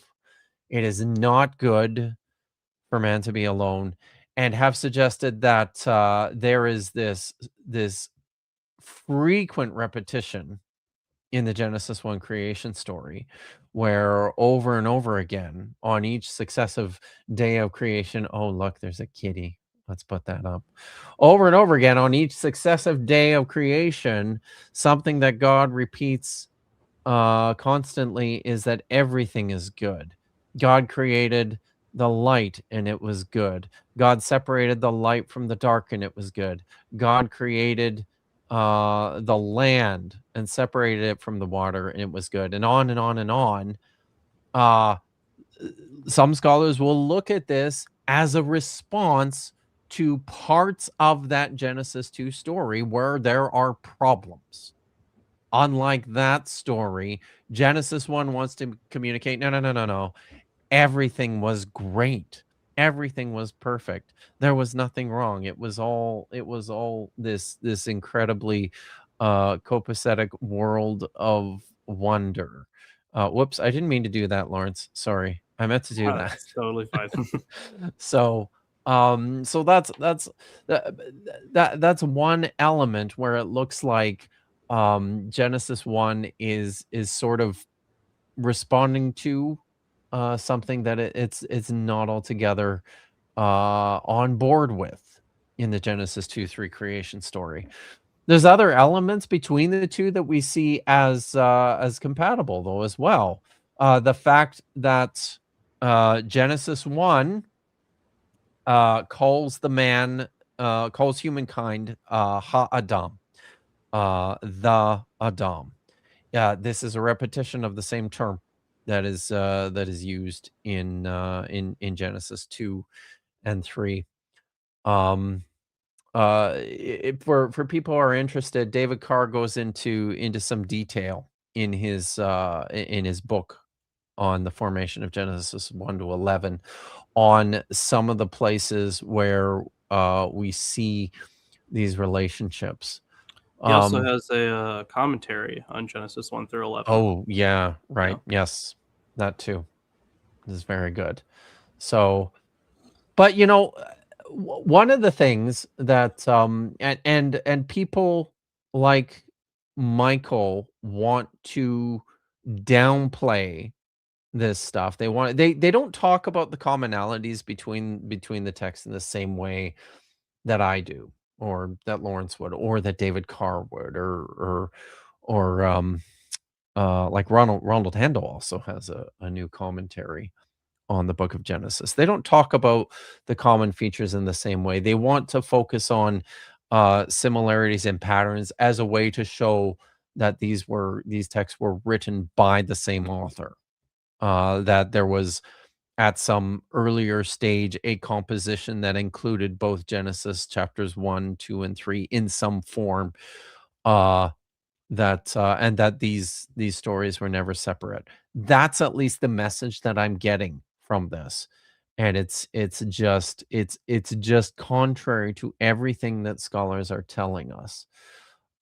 Some of the things that we see that are different between Genesis 1 and Genesis 2 and 3. Most famously, and this is something that that they started to notice as early as the 1700s, was the fact that in Genesis chapter 1, God is identified exclusively as Elohim, as the word that we understand from Hebrew to mean God, but also is just a generic term meaning a divine being. It seems to be functioning for the priestly writer as an honorific, but in the Genesis 2 and 3 creation story, he's identified by his name, Yahweh. Over and over in the text, God is identified as Yahweh Elohim, Yahweh, the divine being. There's an interesting part actually in this story. I'll put this back up here and show you something else that's kind of cool here. You can see this all throughout if we go all the way back up here to verse 4. Here, these are the generations of the sky and the ground when they were created, in the day that Yahweh Elohim, Yahweh God, God Yahweh in the JPS translation, made them. When no shrub of the field was yet on the earth, no grasses of the field had sprouted, because Adonai Elohim, Yahweh God, had not sent rain upon the earth. Going down to verse 7, Yahweh God, Adonai Elohim, formed the human from the soil's humus. Yahweh God, Adonai Elohim, planted a garden in Eden. From the ground, Yahweh God, Adonai Elohim, caused to grow every tree that was pleasing. There is a consistency through here in terms of the identity of this figure, the God who creates in chapter 2. There's an interesting shift, though, when you get to chapter 3.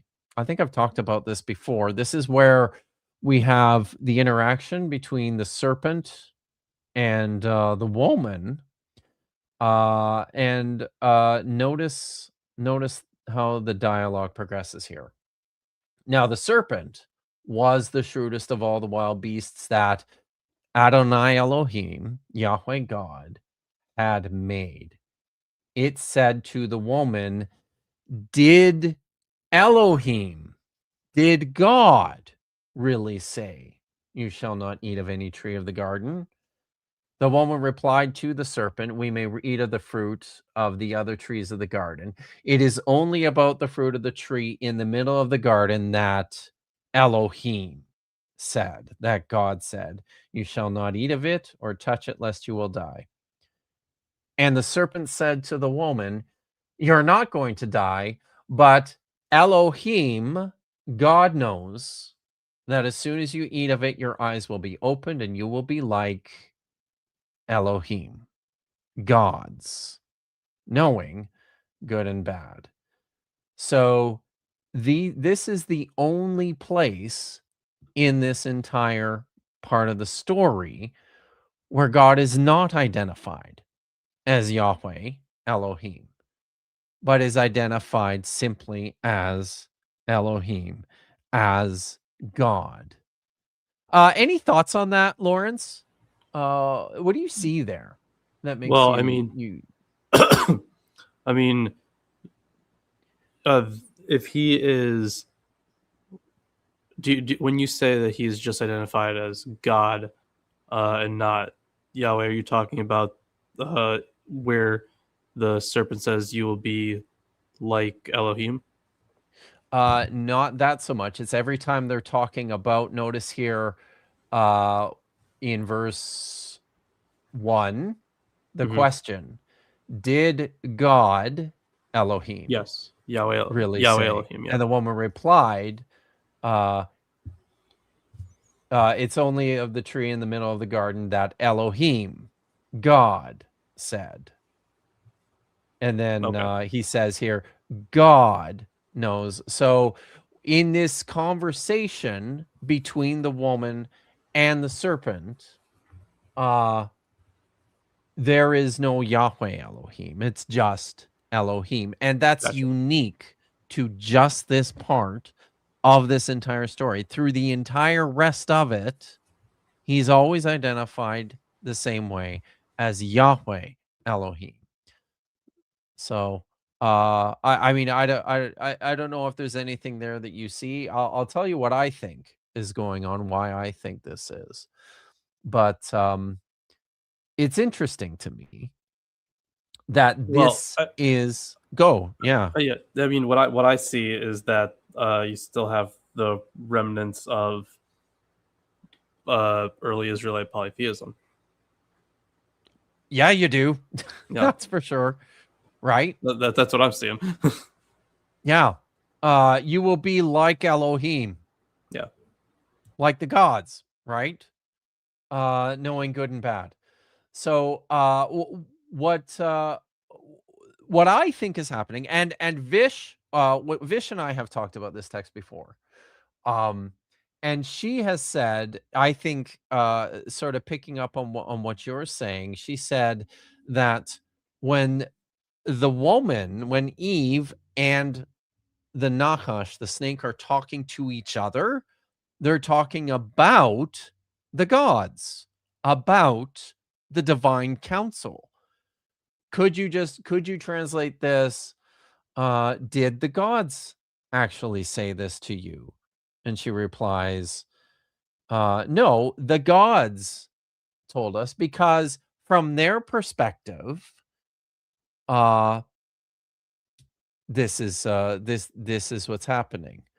I think it's because they don't. It's because it's still probably with reference just to Yahweh, but not that Adam and Eve actually know the name of the God to whom there's, who created them at this point. He's just a God. It's generic for a reason. It's just a fun thing in the text that I like to point out. Yeah, like the narrator knows, but they don't. The narrator knows, but they don't. And that's part of the, like, when people encounter the documentary hypothesis, they often get tripped up on this point, right? Because originally the sources were distinguished on this feature, just the name of God.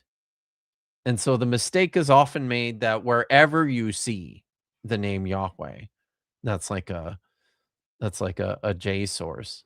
Right. And yeah. But like obviously you have both of them together too. So yeah. So it's not so much about that as it is about what the narrator knows versus what the people within the narrative actually know. So anyways, we've been going for 2 hours already. I got a couple of super chats, but I know, did you do you have anything else you wanted to say or to add? Not on this specifically, no. Okay. So go. Maybe one thing. And that thing would be, I still encourage Michael to learn at least one biblical language. Please, God. He certainly talks about these things enough. Yeah. Even if it's Aramaic, Michael. Even if the only biblical language you learn is Aramaic, sort of a strange one to be your first one, but I'd be happy with just that. So I think just as one of the reasons I had a couple of reasons for wanting to cover this. On the one hand, I get very frustrated at the ways in which critical biblical scholarship gets strawmanned and caricatured by apologists. And that is exactly what's happening here. It wouldn't bother me. It wouldn't bother me if Mike and Than came out and said, we are aware that most biblical scholars, that the vast majority of biblical scholars hold to the distinction of Genesis 1 and Genesis 2 and 3 as separate stories of creation. We recognize that. They've made arguments about this for over 200 years, and this is still what most scholars think, but I have reasons to think otherwise. I would not mind that so much. Completely disagree with you, but at least I can stomach that. What I can't stomach is the groaning and the eye rolling and the face palming and the insistence that Rhett and Alex are somehow not doing their homework because they haven't picked up on your pet theory. To be fair, we do a lot of eye rolling and face palming here. Sure we do. I would say it's for a good reason. I'm not the one who's eye rolling and face palming at consensus, at broad consensus positions and going, what a bunch of idiots for thinking this. That's the difference, right? So if you're going to challenge these ideas, challenge these theories, and that I think is my second point, get them fucking right already. The ways in which you talk about the documentary hypothesis, the ways in which you present the source theories is a caricature. The scholarship does not work this way. It does not look like this. Read a book. Pick up David Carr's book on the formation of Genesis 1 to 11 and read it. Read Liana Feldman's book, A Consuming Fire, the translation of the P source. Read the Oxford Handbook to the Composition of the Pentateuch, edited by Joel Baden and Jeffrey Stacker. Read Baden's book on the composition of the Pentateuch. These are books that you should be reading and deal with those arguments. Deal with those constructions, that those ideas that scholars are putting forward. Don't rest on caricatures and laugh them off like they're stupid. And also maybe reread Van Setter's. Reread Van Setter's. Holy cow! Right? Look at that. And then I think finally, whatever you hold to, Michael, I'm convinced it's not the supplementary hypothesis. I think you're a fan of a traditional model of the composition of the Pentateuch, whereby something from Genesis through at least Numbers and maybe Deuteronomy was composed very early and then just updated over time. That's a traditional view. That is not the supplementary hypothesis. The supplementary hypothesis says, yeah, there's a whole bunch of sources in the Torah. There was something there in the there were these disparate pieces of literature that were there in these very early stages, but over a long period of time, they were pieced together. They were added to. They were fused with these transitional sections. And all of that happened quite late. So, and I guess my challenge to you too, beyond just learning a language, it would be nice to hear from you at some point about what you actually think the composition of the Torah looked like. Give us an idea. What was there in the beginning? What was attitude and why? How do we know the differences between those parts that you think were supplementary? What's your model? So, all right. Some super chats. Left-handed Jedi for $2. Oh yeah. So I think this was in part of in one of Michael's slides. He's showing how Adam and Eve were effectively priests in serving as priests in the garden. Eve was a priest. I don't remember that. So yeah, this is this idea, right? Right, Yeah, Lorence? yeah, that they serve the same function in the garden. Like if they're meant to be like these protectors and making sure everything is kosher. Yeah. So but I mean, to be clear, they're never. And this is Joel Carrico is he's really developed a lot on this idea too of how the Garden of Eden is representative of the sacred space of the tabernacle and the Temple Mount. And now, to be clear, at no point is anyone explicitly identified as a priest in this. No one is story. called a Kohen. No. There. Very good. Nice. Good job. So no one is called a Kohen, and no one is called a Levi. You probably recognize what that one is too. Yeah, I definitely recognize that one. Yeah, there was no Levites around yet to be designated for the task. None of those. So but the idea here is that that they are serving as analogs for priests. That the story is developed on the idea that that the tabernacle is essentially, and the temple is essentially a representation of the cosmos, of the original created order of things. So that's where that idea comes from. No, Eve wasn't a priest. So it's probably like analogous to a priest, but it's probably stretching things just to say that Adam and Eve were priests. Yeah, because priests, I mean, they had special garb. They had a bunch of rules that were followed. Exactly. Sorry, a bunch of rules that were followed, like around them, based around them. So yeah, definitely not the same type of priesthood. Not at all. So, but thank you for the super chat. I appreciate it.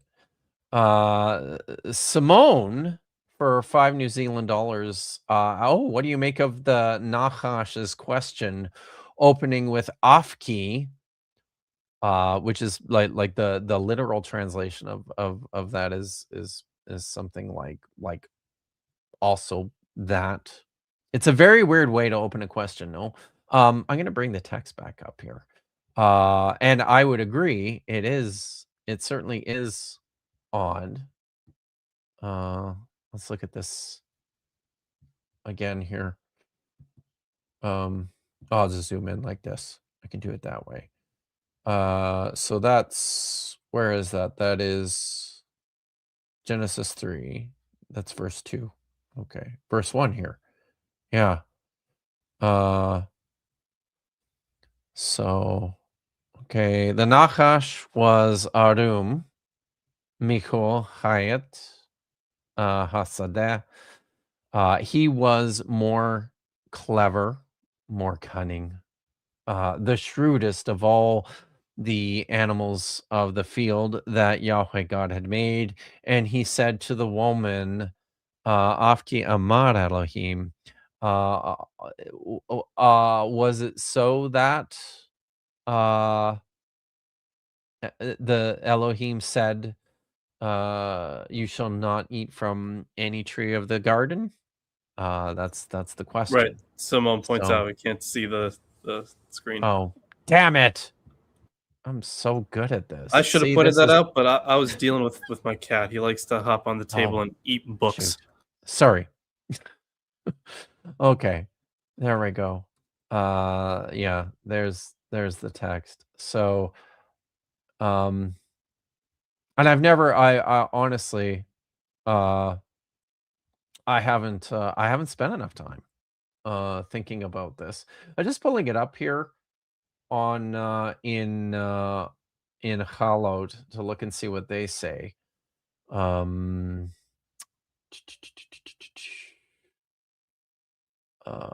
much more of Shokne antithetical, but yeah. There's a so directly it says here frequently. Here we go. Off key. Frequently, key introduces a plain conditional clause. Off key, shalachti. How much more if I send? Or elliptically introduces a question, the contents of which are preceded by key. Off key, amar. Did God really say in Genesis 3? Or off stresses a clause of time. Off key, even when. So, yeah. But it is, you're right. It's an unusual way of doing it. But thanks. It's always great because you always give me things to think about. Thank you for something else to think about. I always appreciate it. So, all right, I'll take the text down again. And then I've got one more here from Stuck in the Liminal Lighthouse for $10. Thank you very much. Out of the Divine Council, who would you pick for a patron if you had to? From the gods that now I assume we're talking about the Canaanite pantheon here. I think we'd have to because it's not like some of these other ones are named. No, there's not a lot that we know from the Canaanite pantheon either. I mean, we know of El and Baal and Asherah and Astarte and why can't I? Anat. Sorry, that's it. And Dagon was in there, and then the bad guys like Yom and Mot. For a patron, yeah, it's a good question. Do you have any thoughts on that, Lawrence? Yeah, can we pick like Hittite ones? Can we count those? Yeah, sure. Okay, pick a Hittite god. Okay, I'm gonna go with I'm gonna pronounce this wrong, so my apologies. Is it Tarhuna? Yeah, sounds pretty good. Okay. Yeah, he was just another storm god, but he was far cooler. Yeah, he's a pretty cool storm god. That's true. So if that, and maybe that's yeah, I don't know if as a patron, I really this is one of these questions where I feel like I would well, I'll be honest with you. Dagon is actually pretty cool. Even though he's fairly mysterious, he was extremely popular and dating back a very, very long time, all the way into and far like widespread. Like there were Dagon cults all the way out in like Assyria in the early Bronze Age, like in the 2000s BCE. It's pretty cool. So yeah, Dagon's a fun guy. Aren't you, buddy? So yeah. And you know what? He probably wasn't the abomination of the Philistines. We actually have no data on that outside of the Bible, actually, whether Dagon was prominent among the Philistines. So yeah. But thanks for that. I think I got one more here that just came in from Trent Hip. Thank you very much for the $2 super chat. The priestly Adam is in the Jubilee tradition. Oh yeah, that's very true. Jubilees is cool because it's like it's taking because that's one of the things, right? When you get down to and you look really closely at the sources Pentateuch, when you are investigating the boundaries between these different writers and redactors over time, one of the things you gain an appreciation for pretty strongly, pretty quickly, is that the priestly writer is like super pedantic and just very interested in making sure things are tight and that everything is done according to plan and everything all the procedures happen, it's all just very, and there's tons of numbers and lots of everything happens on an important day. This is what the priestly writer is all about. But then you get to the Book of Jubilees, and this is like dialed up to 11. It's like the priestly writer on meth. Maybe let's say that. It's something else. But yeah. Thanks for the super chat. All right. Well, thanks for coming by and for hanging out, everyone. Yeah. And I would like to say a couple things Yes. here. We were just talking about Jubilees. I do have a reading of Jubilees on my channel, reading and commentary. Oh, with a whole bunch of wow. other stuff too. That's awesome. Because we were. Oh, please tell me we were doing the Friday Apocryphal podcast. We're reading. I remember that. Yes. Yeah. Yes. Yeah. So we read a whole bunch of texts. Jubilees is one of them. Sweet. Yeah, but also just go subscribe to the Behold Network.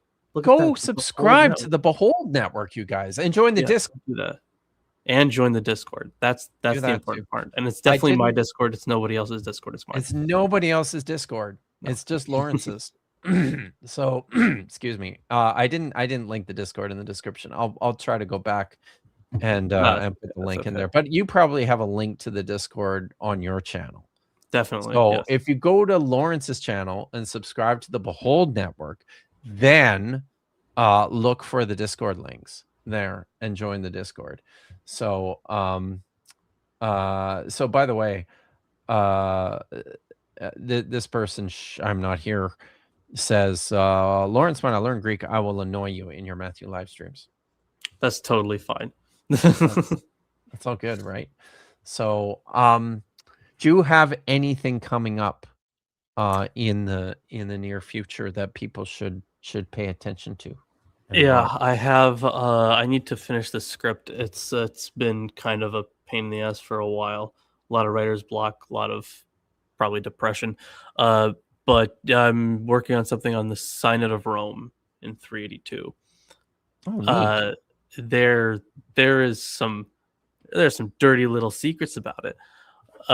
So I'm gonna delve into that council a bit more, or that synod, I guess. Yeah, into that synod a bit more, and after that, I'm gonna keep working on my translation and commentary, but I also will be continuing work on my video on Melchizedek. Oh, nice. Mm-hmm. Very good. Yeah, that was gonna be fun. Is that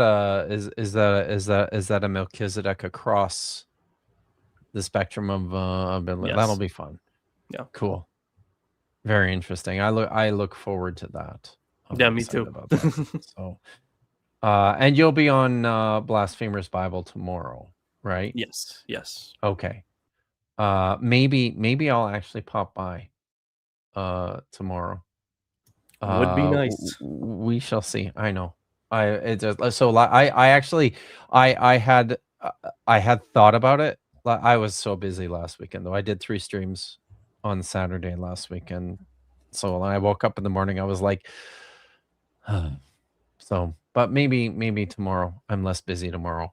But I am tomorrow at 11 o'clock Pacific, 1 o'clock, 2 o'clock Eastern. That's right. I'll be back on Dapper Dinosaur's channel with Vish doing stuff.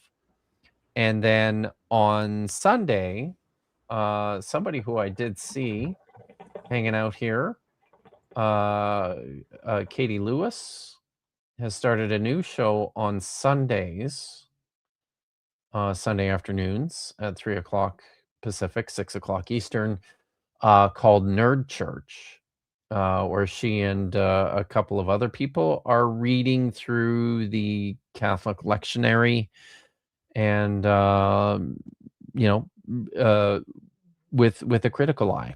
So I might pop in on that on Sunday. So, and then I'll be back next week with more stuff. So cool. But I think that's it. Thanks again, Lorence, for coming by. Yeah, thanks for having me, man. Yeah, of course. This is fun, even though I am confident that I can do these things by myself. It's fun when someone's here hanging out with you. So yeah, appreciate it. And everyone go subscribe to Lorence, and I will be, oh yes, I should say that in 30 minutes I'm going to be on Top Hats Off for another episode of Star Trek Endurance. So and this stream will be directing everybody over there when it ends. So until next time, as always, be good, stay safe, and Ha Tikva.